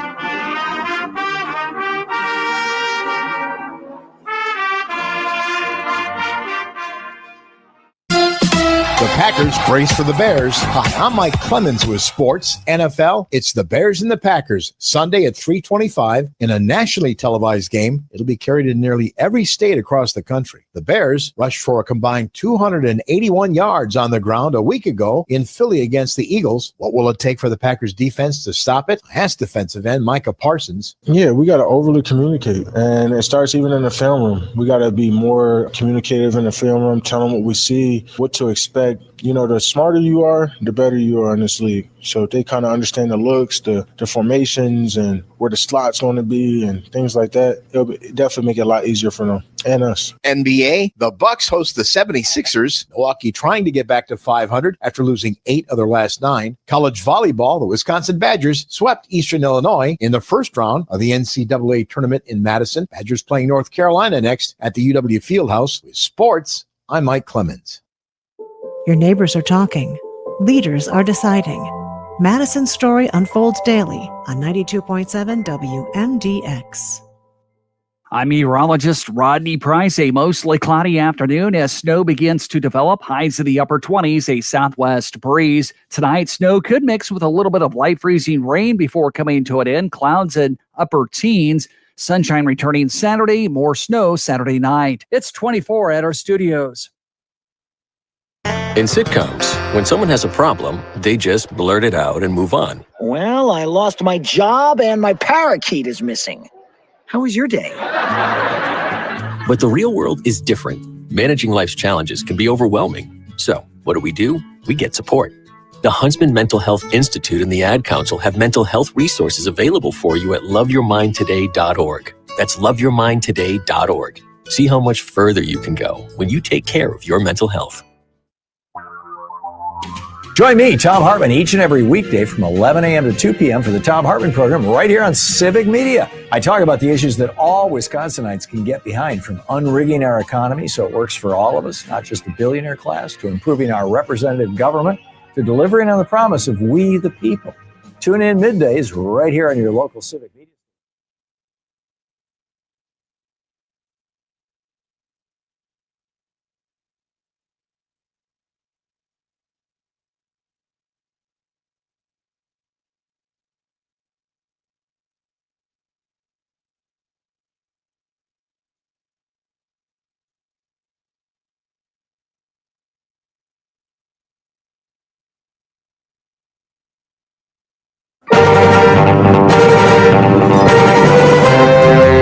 Broadcasting from Wisconsin, roasting everything within state lines. It's John and Gordy.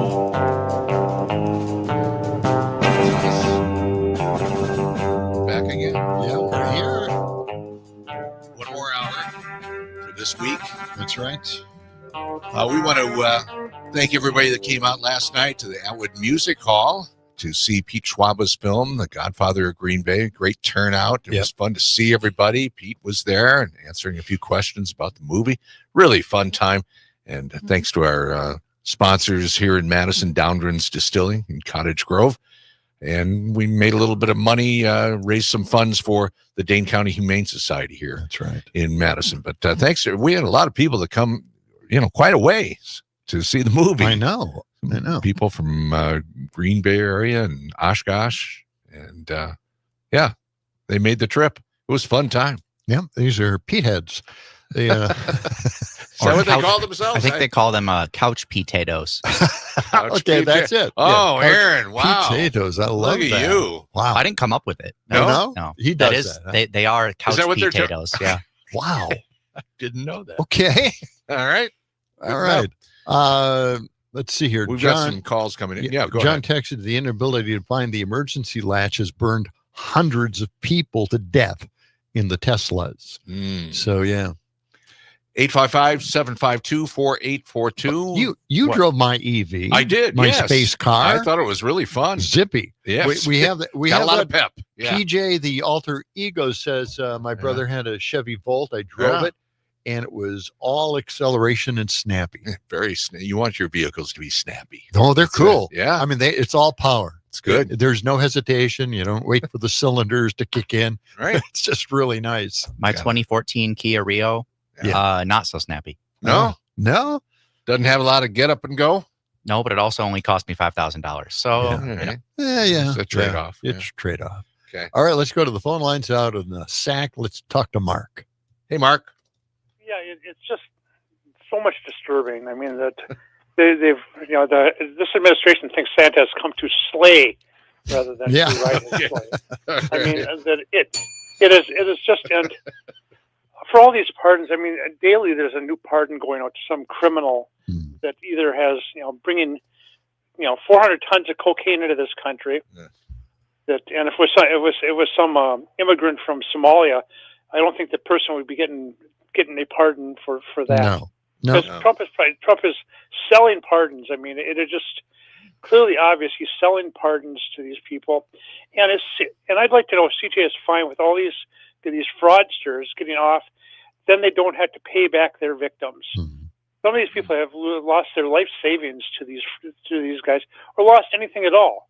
I mean, the courts have ordered them to pay the fine, pay their people back, and that is one of the most egregious things in all this is that these victims are never going to be made whole because Donald Trump took a bribe or allowed a bribe to be taken by one of his family members or one of his buddies or somebody in the cabinet, and that and gets away with billions of dollars and walking off with it, and Trump thinks, oh, that's okay. I mean, how do you? I'd like CJ to explain to us why he is okay with that. Yeah. Why he doesn't think that that's just a egregious crime.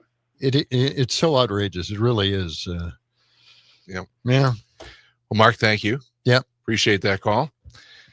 I got to say there's one thing about the Somali immigrants that Trump is targeting at this point, and they're going to investigate for fraud. That fraud was taking place. Not all Somali immigrants were taking part in it.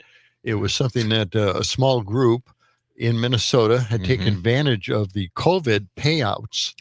And that's where the ripoff basically took place. But we should talk to Robin Voss about the payoff he got for his popcorn business. That was a while did he back. need it? But anyway, depends on who you are and what you make, isn't it? Yeah, that's it. All right. Well, aren't they sending in ICE agents into Minnesota now? They are. After the Somalis. Yeah, they're going after them. Yeah. Yep. All right. And the nasty racist things that Trump said about the Somalis, just an amazing thing. All right, let's get to something from The Daily Show. And this is Jon Stewart himself talking about immigrant treatment and the January 6th insurrectionist treatment. Let's listen. I don't mind Trump having strict standards. The problem is, if you are from the so-called less desirable countries, he does not view you as individuals. You are just part of a larger amorphous blob of suspicion that deserves no grace. And if one of you fucks up, all are condemned. But he doesn't even hold that standard for his own ethnic group. People from Magistan. Just look at the crimes they've committed since January 6th. Owning unauthorized firearms. Defrauding investors of $41 million. Arrested after a dog attack that injured 4 people. Reportedly raised a firearm during a traffic stop. Making a terroristic threat. Convicted of plotting to kill FBI agents. Tried to bribe child sex victims. Thefts of industrial copper. Some of these people, it's almost like they already knew before they were pardoned that they were going to use their second chance to commit more crimes. Zachary Allum. He was sentenced to 8 years for assaulting police officers on January 6th before he demanded a pardon from Trump. When a local station asked Allum what he would do once he was released, he said, quote, "That's just for me to know and you to find out." Wow. And boy, did we find out after he was arrested for a home invasion. There you go. See, and those are the people that were pardoned. Yeah. The insurrectionists. Wow. Just amazing. The thing is, a lot of this stuff gets covered over. No one talks about it simply because there's all these other diversions. There's just so much. Yeah. The fire hose of diversions. Yeah. So, what we're doing is we're missing out on all of the other details. And if we knew those details, and if we knew all of these people who were pardoned, who are still getting in trouble, who are troublemakers, causing crimes, maybe we'd have a different perspective on what is happening with this administration. So yeah. I know. It's kind of well. It's nice that John Stewart could point that out to us. Well, yes, yeah. And it's strange. It's always been very, very strange. Is that the Colbert Report way back when, and the Daily Show. Yeah, they have done more in-depth looks at the news than even the news. Well, right? that's it. That's where we get most of our news now. It seems like the comedy shows. It's not like they're partisan. Late night talk shows. They don't put these things together because they're partisan. Because it's ironic. These are things that they shouldn't be happening. Right. And we're just pointing them out. That's all. Mm-hmm. Yeah. That's the way it works. Okay. Phone lines are back open if you want to jump in. 855-752-4842. Getting some more texts in here as well. Yeah, the European countries are rethinking their stance on EV vehicles and are allowing internal combustion vehicles to be sold. Mm-hmm. Check it out. See it for yourself. That's Tom out in Jackson again. Okay. I just don't see that. I haven't read that in any of the stories I've read because the Chinese vehicles are very, very popular around the world. They're not being sold here, but people are moving to that. Brett from Brown Deer says the EV technology is growing and it's growing fast. They forget the first internal combustion engines had to be cranked over and it required a buzz box and was very difficult to drive.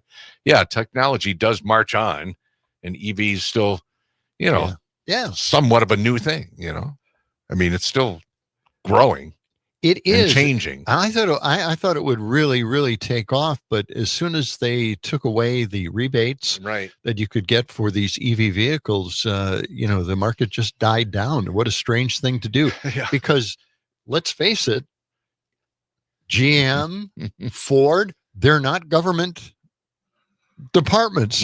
This is the private sector making these decisions to move ahead into the future with new technology, green energy technology, and of course, who stepped in? The government, saying that no, we're not backing this stuff up. And of course, the windmills that make grain and flour. Yeah, that's what Trump claims. They're turbines. Yeah, they're wind turbines. Hey, coming up in about 20 minutes, we're going to be talking to former U.S. Attorney Jim Santel. The Supreme Court says it's going to now hear Trump's bid to end birthright citizenship. They've made that announcement, and we'll see what Jim has to say about that coming up in our next half hour. Well, we know where they're going to come out on that. Yeah, well, they're going to change everything and throwing out the Constitution. Well, I mean, it is time. I wish they had decided, the Democrats had decided to expand the Supreme Court. They made it seem like, we can't do that. Sore losers, right? The thing here is that we really need to expand it. There's no specific number in the Constitution saying that it has to have a certain number of justices. Let's expand it, get rid of this outrageous dominance that the conservatives have. They are shameless in what they are doing to the Constitution. Yeah. I mean, giving blanket amnesty to anything that Trump does, immunity for everything he does as an official act. There's no place in the Constitution that allows for something like that. They were last talking about expanding the Supreme Court, I think, during FDR's terms. Yeah. But he wanted to expand it, but didn't happen then. But I don't know when. They called it corrupt. Yeah. Right. But maybe the time has come. And the things that they did to get this dominant conservative court that we have now, that wasn't corrupt. It's too close to the election. We have to hold up Obama's nominee. Yeah. Right? That was crazy. And then it was a month away from the election when they put Amy Coney Barrett in. Right. Yeah. Boy. Yeah. See, we got gamed on that one really bad. So? Just a bit. I feel sore from it still. And it's hard to sit down, but I'm telling you, we really have to expand that Supreme Court. As soon as the Democrats take control again, let's do what they did with Project 2025. I know with Mission 2029, but let's really put something in place. Let's change the country. We don't have a country right now. We don't have a government that we could recognize again. So let's change it. Let's put something better in place. Yeah. Well, when we talk to Jim, we'll find out, what his thoughts are on this. And, as far as expanding the Supreme Court and this birthright citizenship that apparently they're going to take that case on. Now, I've always said that if somebody could take a test drive in an EV, it would change their minds. Yeah. I really think they should have like test drives at all these EV dealerships. Yeah. And have people go out there and try these things. You'd just love it. Well, it's an amazing vehicle. When I tried yours out, it's pretty cool. No doubt about that. And there are different drive modes. You know, there's eco, and then there's normal, and then there's like sport. And man, which one do you I go into the eco version. Yeah. Yeah. But sport uses 4-wheel all the time. It's all-wheel drive. Okay. But in winter, I did put it in winter snow mode, which is Could you all-wheel tell the drive. difference? Yeah. It's really good, but I can't turn it off. I don't Really? know. Is it I don't know how to stuck? turn it off. I don't know. Maybe it'll sense warmer weather and then turn it off automatically. I think so. Did you check the manual on this? You know, there's 3 manuals. This 3? This particular EV is the tech version of the car, and I love tech, but this is way too much tech for me. Wow. I never thought I'd hear that. Hey, did I just say that? I did. You did. Could you cut that out of this show? Okay. We're coming back. I don't want proof of that being around. With more of John and Gordy on this Friday afternoon in just a few minutes.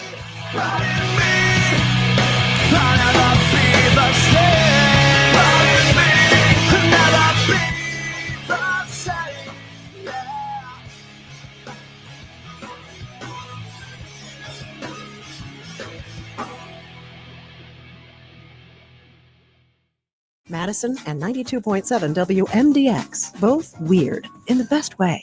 Allure Intimate Apparel redefines what it means to feel confident, celebrating every woman, every shape, every size. Their expert fit specialists offer a refined, pressure-free experience designed for comfort, beauty, and ease. Bras, sleepwear, swim, and intimates, Allure has it all. With a personalized touch and a commitment to exceptional service, Allure helps women feel effortlessly supported every single day. An elevated new location is now open in the Hilldale Shopping Center, where fit meets sophistication. Visit allurefits.com.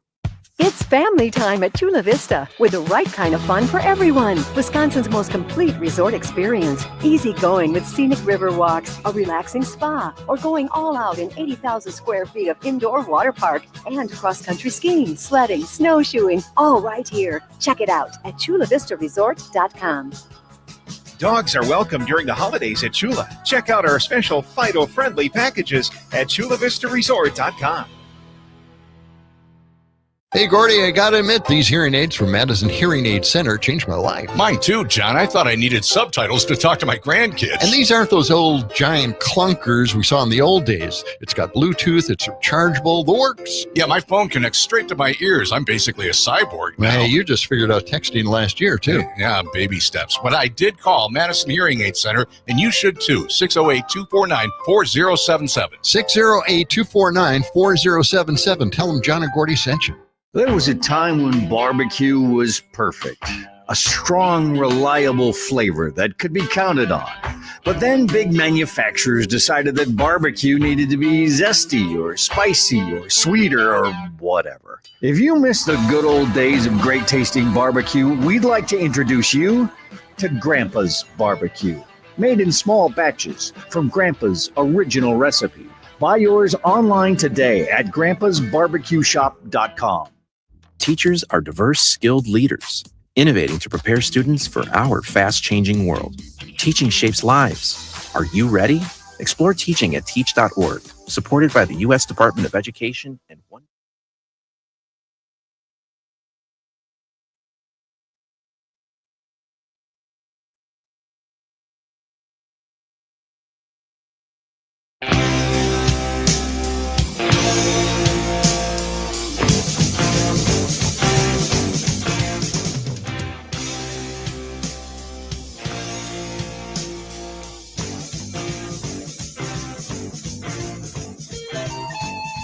Afternoons with John and Gordy.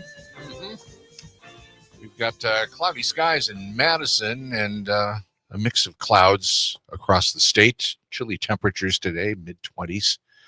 And looks like we could be for a little light snow, but no big deal. Boy, it's been a really busy Last 2 days, hasn't it? Yeah, it has. Wow. Let's go to Mike. He's on the line here. As soon as we get Aaron to push the button, there we In go. Wauwatosa. Hey, Mike. Good afternoon. Go ahead. Hey, how we doing? I just want to comment. I was watching the Jon Stewart Daily Show last night, and what you guys just brought up was exactly, like my train of thoughts as far as, watching the Stephen Colbert Report, or the comedians are really kind of our, where we get our information. And I can honestly say, as a guy that's 30 years old, for the millennials and Gen Z, that statement couldn't not be more true. I mean, everyone's information comes from social media pretty much, or the comedy shows that you guys mentioned. And so I just wanted to comment and say, like, you guys couldn't have said that more accurate. Yeah. It's just amazing how the comedians are picking up where the news media is falling short. Yeah. Thank you. Yeah, and it's so interesting, polarized. If you're watching Fox, that's where you're going to get all your information. And at any rate, it's just I turned you guys on, and I just had to call in and say it's strange how accurate that is. All right, thanks. Did you? What? So you said you're about 30 years old, Mike? Yep. So did you watch your news? I mean, when you were 20, were you getting news from the late night shows as early as that, or Colbert Report and Daily Show, or were you watching actual, NBC, CBS?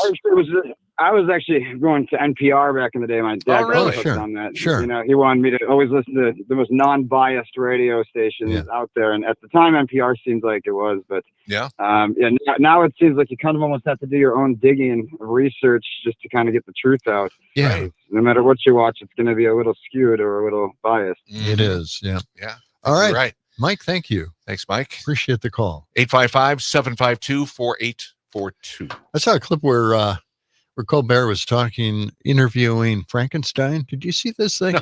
It must have been during the Halloween season. I don't know when it came out. I don't know when he did this. It'd be logical. But I think maybe it was because of the new Frankenstein movie that's out there. Oh, sure. Yeah. Which is totally different from the Frankenstein movies we have seen in the past. Have you seen it? I did, yes. Where did you see it in the theater? Or? I think it's on Hulu. I'm not sure. Might be a maybe it's on Netflix. I think they hired. Did you like it? The director to do this. I did, but I was surprised. I have to watch it again and watch it through different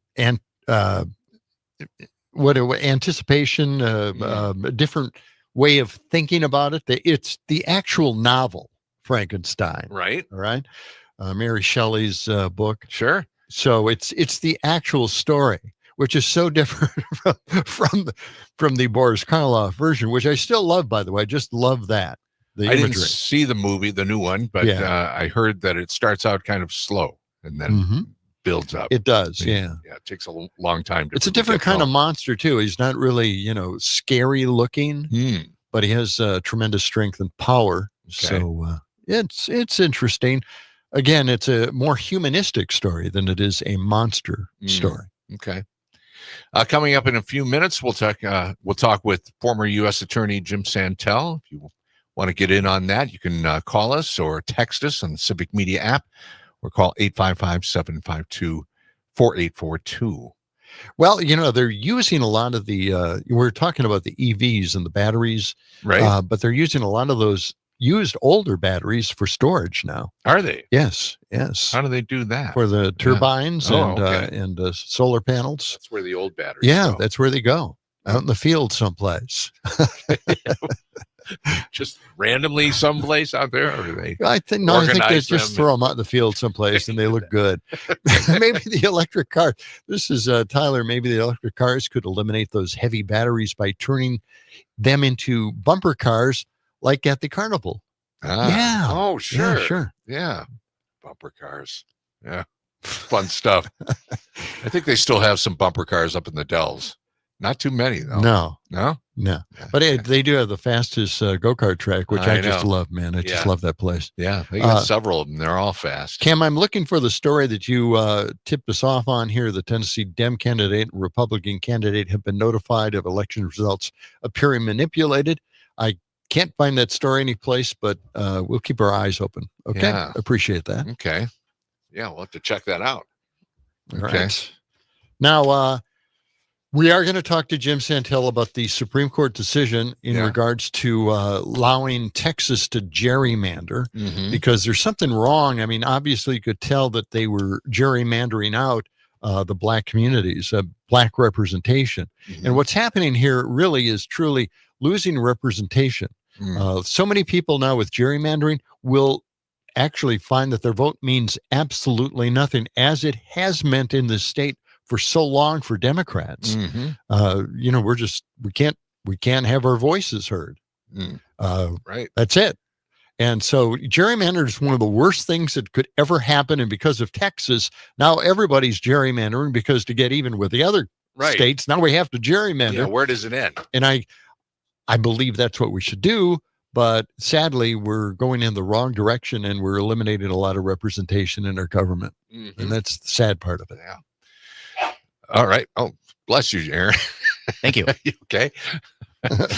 Let's see. We've got a break here, and then Jim Santel will join us, and we'll get caught up on things, all things legal, especially that birthright citizenship that the Supreme Court is going to take a look at, and all the other issues that are floating around out there. We got some. The legal world. John and Gordy for a Friday afternoon. Weekend is straight ahead of us. And Jim Santel is too. Coming right back.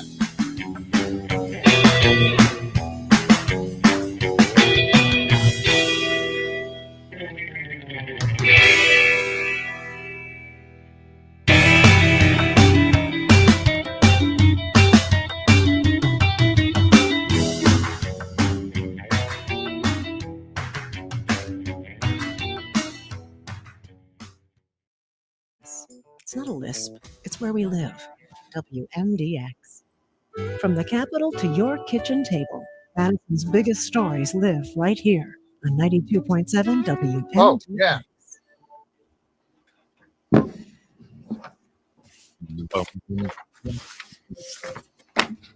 Jim?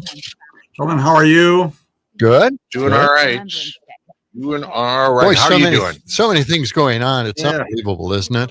I was just coming. I teach a class on Friday afternoons at UWM, and just coming from it, we never get through everything. And I just keep saying, it's a lot. I know it's a lot, right? And people leave, and they're appreciative, but also I also tell them, do not throw yourself off a bridge. That's not the point of this class. You may feel that way, but do not throw yourself off a bridge. That's anyway, good to be with you again. About birthright citizenship just breaking, and Texas. Right. That's right. Yes. Yeah. And, you know, big court decision in Colorado where they're requiring warrants to make arrests. Yeah, I just saw the headline on that.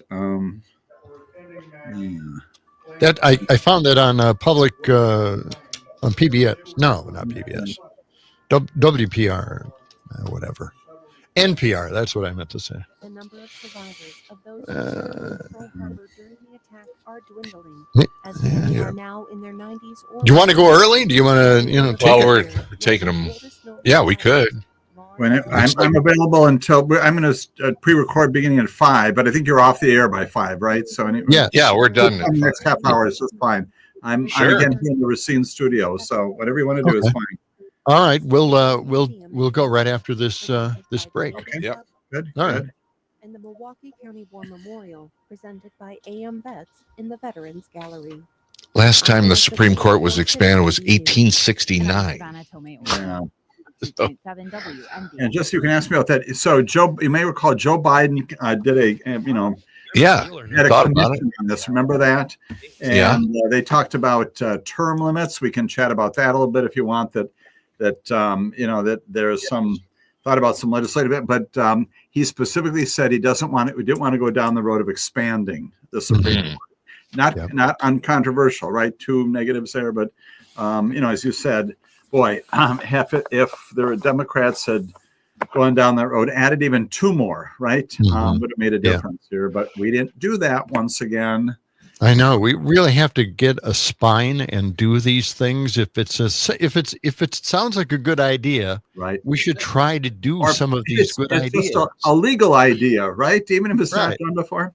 I mean, I'll tell you when the history of this time is written, when all is right, it's both about Donald Trump and the evil in MAGA, and it's about the incompetence of the Democrats to respond to it. Goes back to Nancy Pelosi, goes back to Merrick Garland, the chief of staff, this guy named Ron Klain in the last period of Biden's administration. They knew about the problems of this and didn't do anything. It just goes on and on. Frankly, Fani Willis, got in trouble. A good state case. You screwed it up, Fani, because your own personal stuff here, right? Right. We just can't. And now the last of those 4 cases is finally dismissed by the 11th Circuit. So those are all gone. And I will say, obviously, New York he's still a convicted felon, 34 counts. That one was successful, although no real sentence there. But we're just incompetent to handle this. We just are, and it just. I know. So anyway, I'm okay. I'll jump. Okay. I'm like Maggie, right? So calm down, Jim. Do not throw yourself off a bridge, right? Yeah. No, I like that. I like the passion. So we need that. I was just in front of a judge who said, "Mr. Santel, I appreciate the strength of your advocacy, your enthusiasm," and then she went on to tell me, "And you're wrong, and I'm ruling against it." Oh no! Thank you, Judge. I appreciate that affirmation. My family will love that. The client's not so happy, but I have a hard time believing that you would be wrong about something. Well, frankly, I'm overstating a little bit. She just said, "I'm not going to buy that argument." She said, "Okay, I got more, Judge. I got more. Right? What do you want to hear?" Right?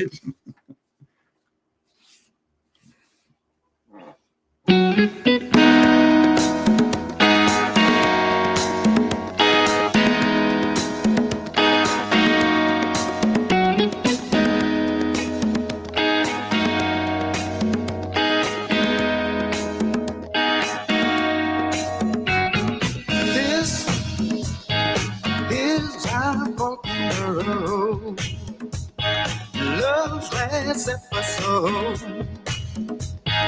There's nowhere to go. This afternoon with John and Gordy. And joining us right now is former U.S. Attorney Jim Santel. He hosts Amicus, a law review, every Saturday on the Civic Media Radio Network from 9 to 11. Good afternoon, Jim. Good to see you. Good to be with you once again. Boy, we're making this a regular date, right? I'm enjoying it, and you're buying me dinner later on, right? Absolutely. Oh yeah. Yes. Yeah, no problem. Next time we see you, Right. Good to be with you once again, as always, right? Well, all these things just keep coming up in the courts, and now this big decision by the Supreme Court in regards to allowing the gerrymandering in Texas because it's political. It's so upside down. All these reasons why the Supreme Court says it's okay now to gerrymander. If it's done politically, it's okay. That's all right. My head spins just thinking about why that makes any sense to anybody. Right. Frankly, heads spinning around the nation, maybe around the world. Supreme Court previously had said that we're out of the business. This comes from the pen of John Roberts. We're out of the business of monitoring and correcting partisan gerrymandering, which means that if you go in and you say, I want the Republicans to win, the Democrats to win, that's okay. Federal courts have no jurisdiction over that. And so what happens in Texas is you've got the legislature that redraws these lines, and people come in appropriately and say that this is done for racial purposes, not political purposes. There's a 3-judge panel that agrees with that, says this is egregious racial gerrymandering. You're disenfranchising principally people of color. Goes up to, again, John, both of you will appreciate this. Remember, your latest entry now in the emergency shadow docket. It happened again yesterday. God. And Supreme Court says in a 1-paragraph order, the lower court, that 3-judge panel, they're wrong. They improperly inserted themselves into an active campaign, causing confusion, upsetting the delicate balance, and basically reinstates, at least for now, those 5 majority Republican districts, and says, we'll wait to see what the lower court does on handling the judgment and all that. On Monday, if you're in Texas, you got to announce your candidacy. So this is so late in the process, but the Supreme Court is basically 6-3 once again, said go ahead and gerrymander politically. And they're finding basically that there's no racial gerrymandering here. And so go ahead and do it. Elena Kagan's 17-page dissent, appropriately talking about, the Supreme Court on perusal over the holiday weekend, takes a look at a cold paper record. And this is great language, right? She says, we, meaning the Supreme Court, are a higher court than the lower court, but we are not a better one when it comes to making fact-based decisions. Wow. She's right about that, right? The trial court resolved all this. Supreme Court basically substituted its own view. Says, no, this is political gerrymandering, not racial gerrymandering. That's okay. Go ahead and do this. That's crazy. Wow. Yeah. Wow. Yeah. Right? And part of that decision, I think it said lower federal courts should ordinarily not alter the election rules on the eve of an election. And I guess, the dissenting liberal justices said it's not on the eve of any election. Right. The way that again, you've got to have some time. There's a concept called Purcell. It's a case that basically says you don't change things right on the eve of an election and cause that kind of confusion. Right. And you got to have, maybe there's some primaries out there you got to have during the spring and summer of next year. But again, that's the point of the minority. They lose, but they say basically an election, that's November of 2026. That's 10 months away here. And why not do what the lower court did, which is just to say, you know what? Let's go back then to the way it was before. Let's keep what everybody knows in place. Instead, what the Supreme Court says is, no, let's do the new maps that accomplish, again, probably both a political gerrymander and a racial gerrymander. That's right. The Voting Rights Act is gone on this decision, essentially. Right. Yeah. And the thing is, you're thinking about, how these lower courts are looking so much smarter than the Supreme Court. As the justices had indicated in their dissent, it's just amazing. It truly is, right? I mean, they're making all the right decisions. We've seen this case after case after case. Right. And, and for all your listeners, they appreciate this. When you say the right decision, we're not talking about the Democratic view decision, the Republican decision. Exactly. We're talking about the one, and again, judges on both sides of the political aisle. Some of those virulent critics of this president were appointed by Republicans, some of them by this president, talking about the demise of the rule of law. Almost unanimously, John, almost every single one of them is doing just what you said, which is saying, you know what? This is unconstitutional. Can't do it. Stop doing this. Most appeals courts are supporting that, including things like the National Guard in Chicago. That's up on the Supreme Court. All kinds of things. And it gets to the Supreme Court. And as we have talked about on this broadcast before, more than 20 times the Supreme Court says, nope, let's turn all that back and let the president do what he wants, even though we've got this huge evidentiary record from the lower courts saying can't do it. And not to move the conversation along, but we've got also this decision. I know you want to talk about it. We're now going to entertain birthright citizenship. There too, every single court has said, no, this was resolved in 1839. Exactly. It means if you're born here, you're a citizen. Supreme and lower courts say absolutely. What the president wants to do is unconstitutional.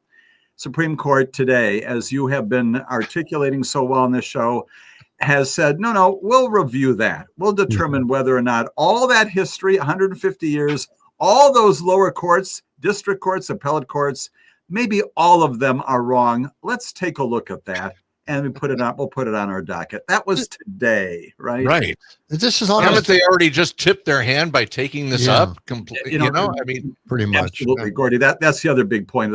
All they needed to do, if they really don't want to, all they need to do is deny the request for review. Then the lower courts stay in place. The world moves on. We were beyond this crazy notion. But by taking it, I know you just said in the last segment, and I endorse it completely. By taking this on, they're sending the message that we are going to play in this sandbox, and we are probably going to overturn 150 years of tradition. We're going to say the 14th Amendment means something other than what it has meant since the time of its passage in 1869. You know, among other things, the purpose of it was to figure out what we do with now all these people in our nation who used to be slaves. They're here. And the decision was made that if you were born here, even as a slave, you are now a citizen. How wonderful this nation is and was back in 1869 to say that, right? And say you are emancipated and now you're a citizen. That's in our Constitution. Why? Because you were born here. And now, as of today, probably the Supreme Court, again, not turning back all that history, but it's going to say that principle articulated when we were concerned about human beings who used to be enslaved in this country. Now we're going to reverse that concept. Yeah, it is just so disappointing. Stunning. Yeah. Now, one of the things I got to ask this question because I know when we're talking about gerrymandering, and all these court cases came up to the Supreme Court. For some reason, they decided to kick the can down the road and just forget about it. It's not in their purview. They shouldn't be looking into these things. It's not their job to decide whether something is a political gerrymander or not. How could that possibly have happened? I still can't get over how dumb that is. These guys, the thing is, we're losing representation in our states. If we don't have a vote, we lose representation, and they're allowing it. Isn't it their job, their business to make sure that doesn't happen to people in this country? And when that decision was rendered a few years back and said we're no longer in the business of policing political gerrymandering, there was an outcry of exactly the kind you're making right now, John. What? And this is a Supreme Court that will take on anything, right? All these issues that should be across the street in the legislature, we'll hear about education issues. We'll hear environmental issues. We'll hear commerce issues. We'll hear tariff issues, anything you want. But when it comes to political gerrymandering, that's the kind of thing that the federal courts are somehow not attuned to take on. That's what they said. And now how are these cases being argued? The question is whether or not what you have done, how you describe it.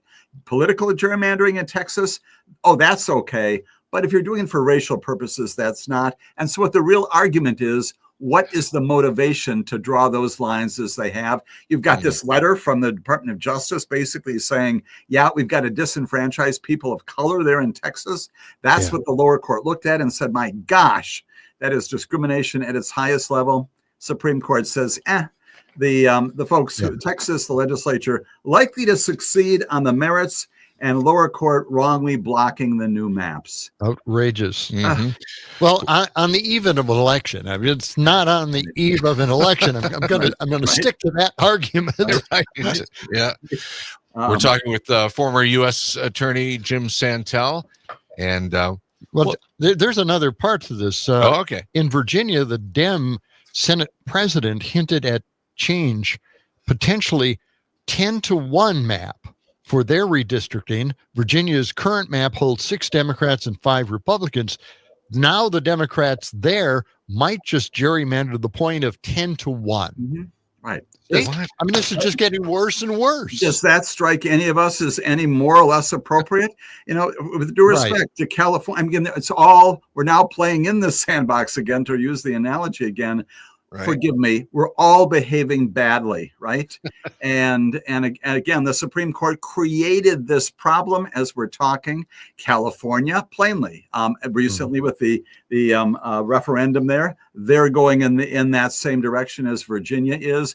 You've got Missouri, Indiana, and if, as we've talked before, if sometime soon the Supreme Court comes out and says, you know what, the Voting Rights Act no longer applies, and so we're no longer going to be talking about racial gerrymandering, no gerrymandering review at all. Hold on, in early 2020, if they do that soon, then you've got a free reign, and you no longer have to decide what kind of gerrymandering is. You just go ahead and do it, and the courts do nothing. That could be the specter in early 2026. And we're all up for grabs across the country in the middle, frankly, beyond the middle of the century following the census. That's absolutely crazy. Yeah.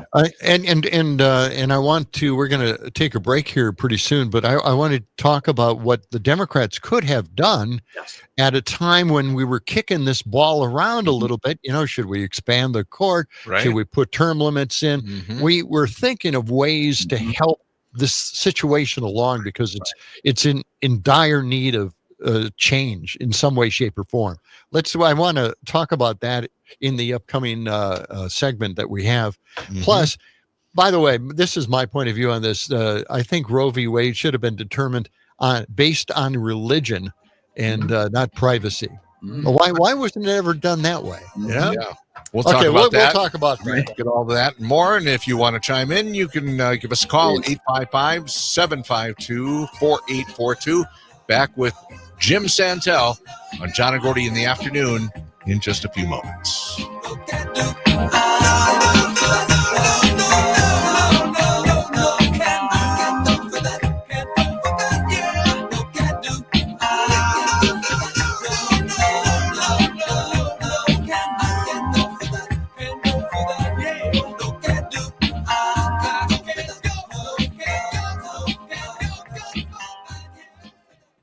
Not just headlines, insight, not just noise, conversation. 92.7 WMDX is your home for real news and great conversation in Madison.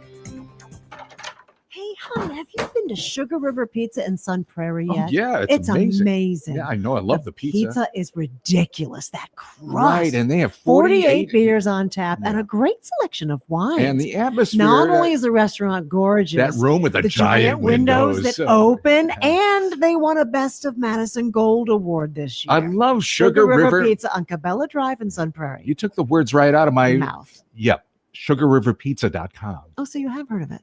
When you're having computer problems, you need a company you trust to get things working again, quickly and affordably. Madison Computer Works has been doing that for business and residential customers for decades. Our computer care plans take away the hassle of being without your computer or needing to bring it in for repair. Starting at only $10 a month, our local and friendly techs provide remote help and can fix most problems in just minutes. Call 608-231-8000 and sign up today. Madison Computer Works, computers that work for you.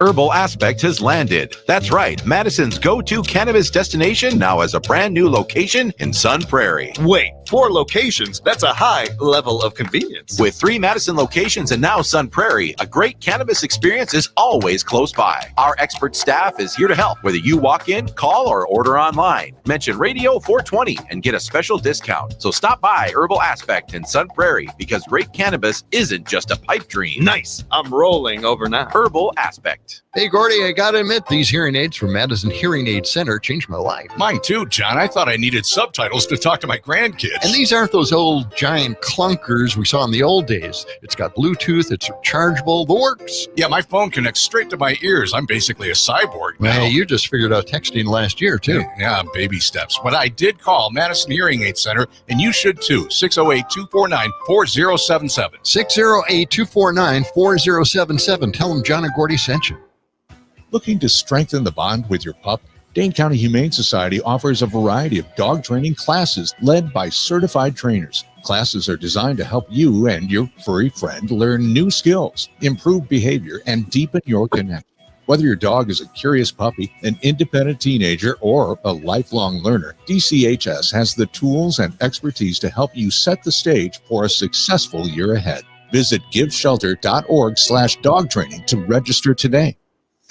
The holidays are here, and it's time to pick a present from Civic Media's grown-up gift list with this local station. Listen while you work for the keywords to text for your chance to win $200 cash and be entered to win one of our grand prizes, a snowblower, stainless steel cookware set, or a portable air conditioner. Just download the free Civic app and listen weekdays at 7, 9, 11, 1, 3, 5.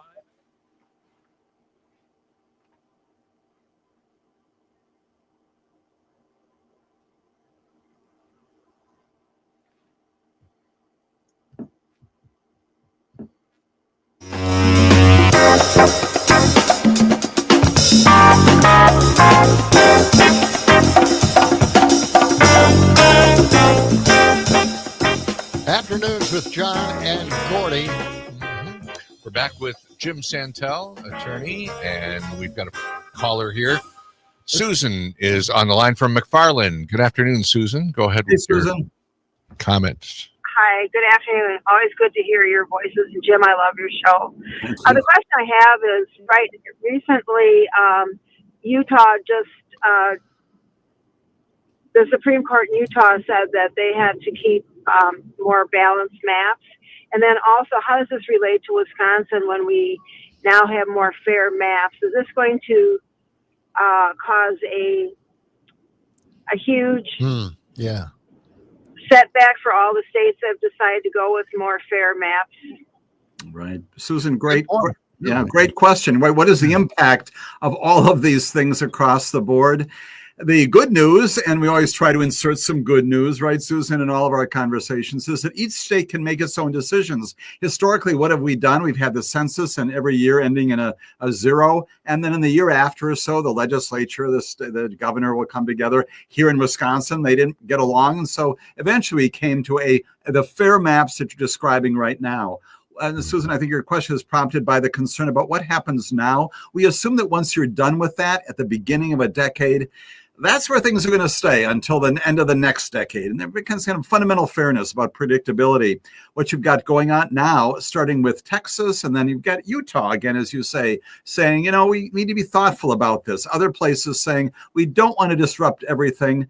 But there's nothing in the Constitution that says you cannot revisit this, frankly, every year if you want to. And so now our precedent is we'll do it once in, say, 2021, 2031, and maybe then we'll do it again in 2035 and 2026, and we'll do it just as often as we want. And every state has the prerogative to do it over if the legislature says, yeah, let's go ahead. If tomorrow the Wisconsin legislature and the governor come together and say, yeah, those fair maps we just put in place, let's revisit those again, we can do it.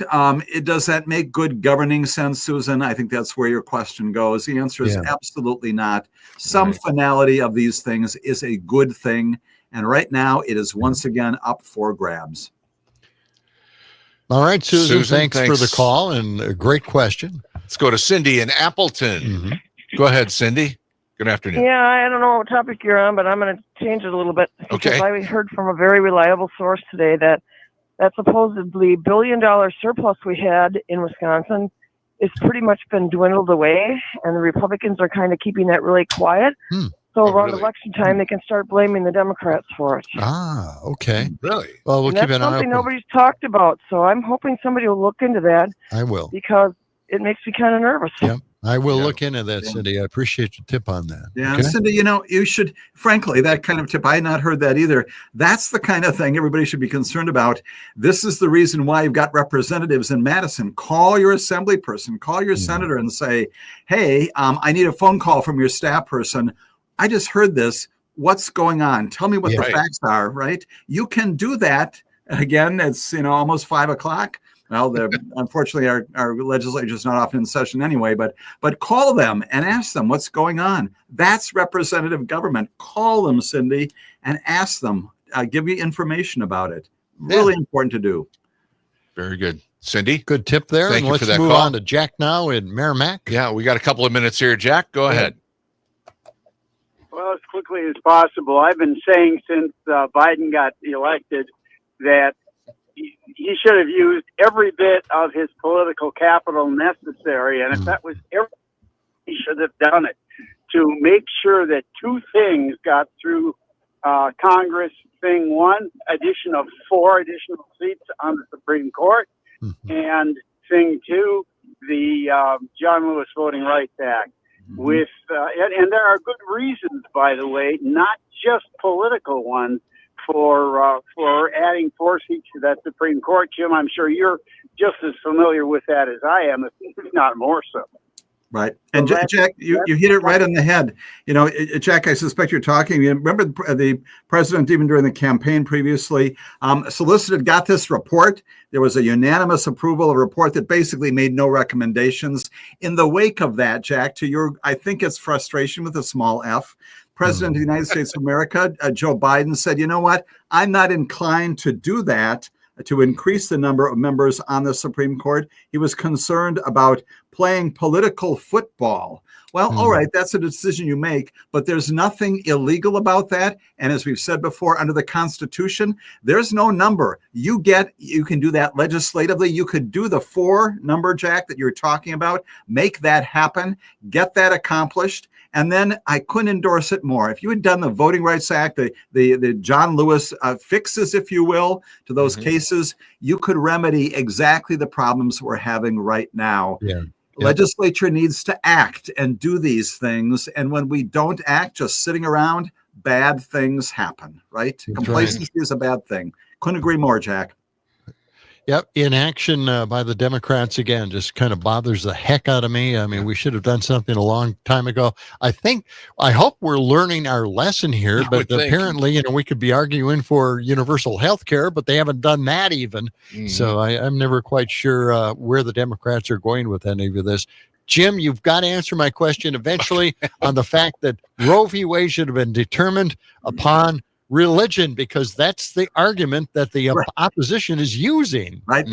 It's the successful one, right? Unless apparently you're a Rastafarian, there apparently we don't concern your religion, but everything else, you raise the issue of my faith, and I'm not in any way denigrating the exercise of religion, and it wins, especially before this Supreme Court. John Roberts loves that and says if you're discriminating in any way against religion, that can't be done. And therefore you win. So I agree with you. That's the new strategy, my friend. There you go. Jim, we got to leave it there. Boy, Jim, I feel better now. Okay. All right. Jim, have a good weekend. Thanks for making it today on the show. We really appreciate it. Always good to be here. You can listen to Jim with Amicus, a law review, tomorrow morning, Saturdays, 9 to 11 a.m. on the Civic Media Radio Network. That's it for us. I'm going to get some rest. Yeah, me too. Have a great weekend. We'll talk to you Monday on the Civic Media Radio Network. Oh, boy. All right, Jim, that was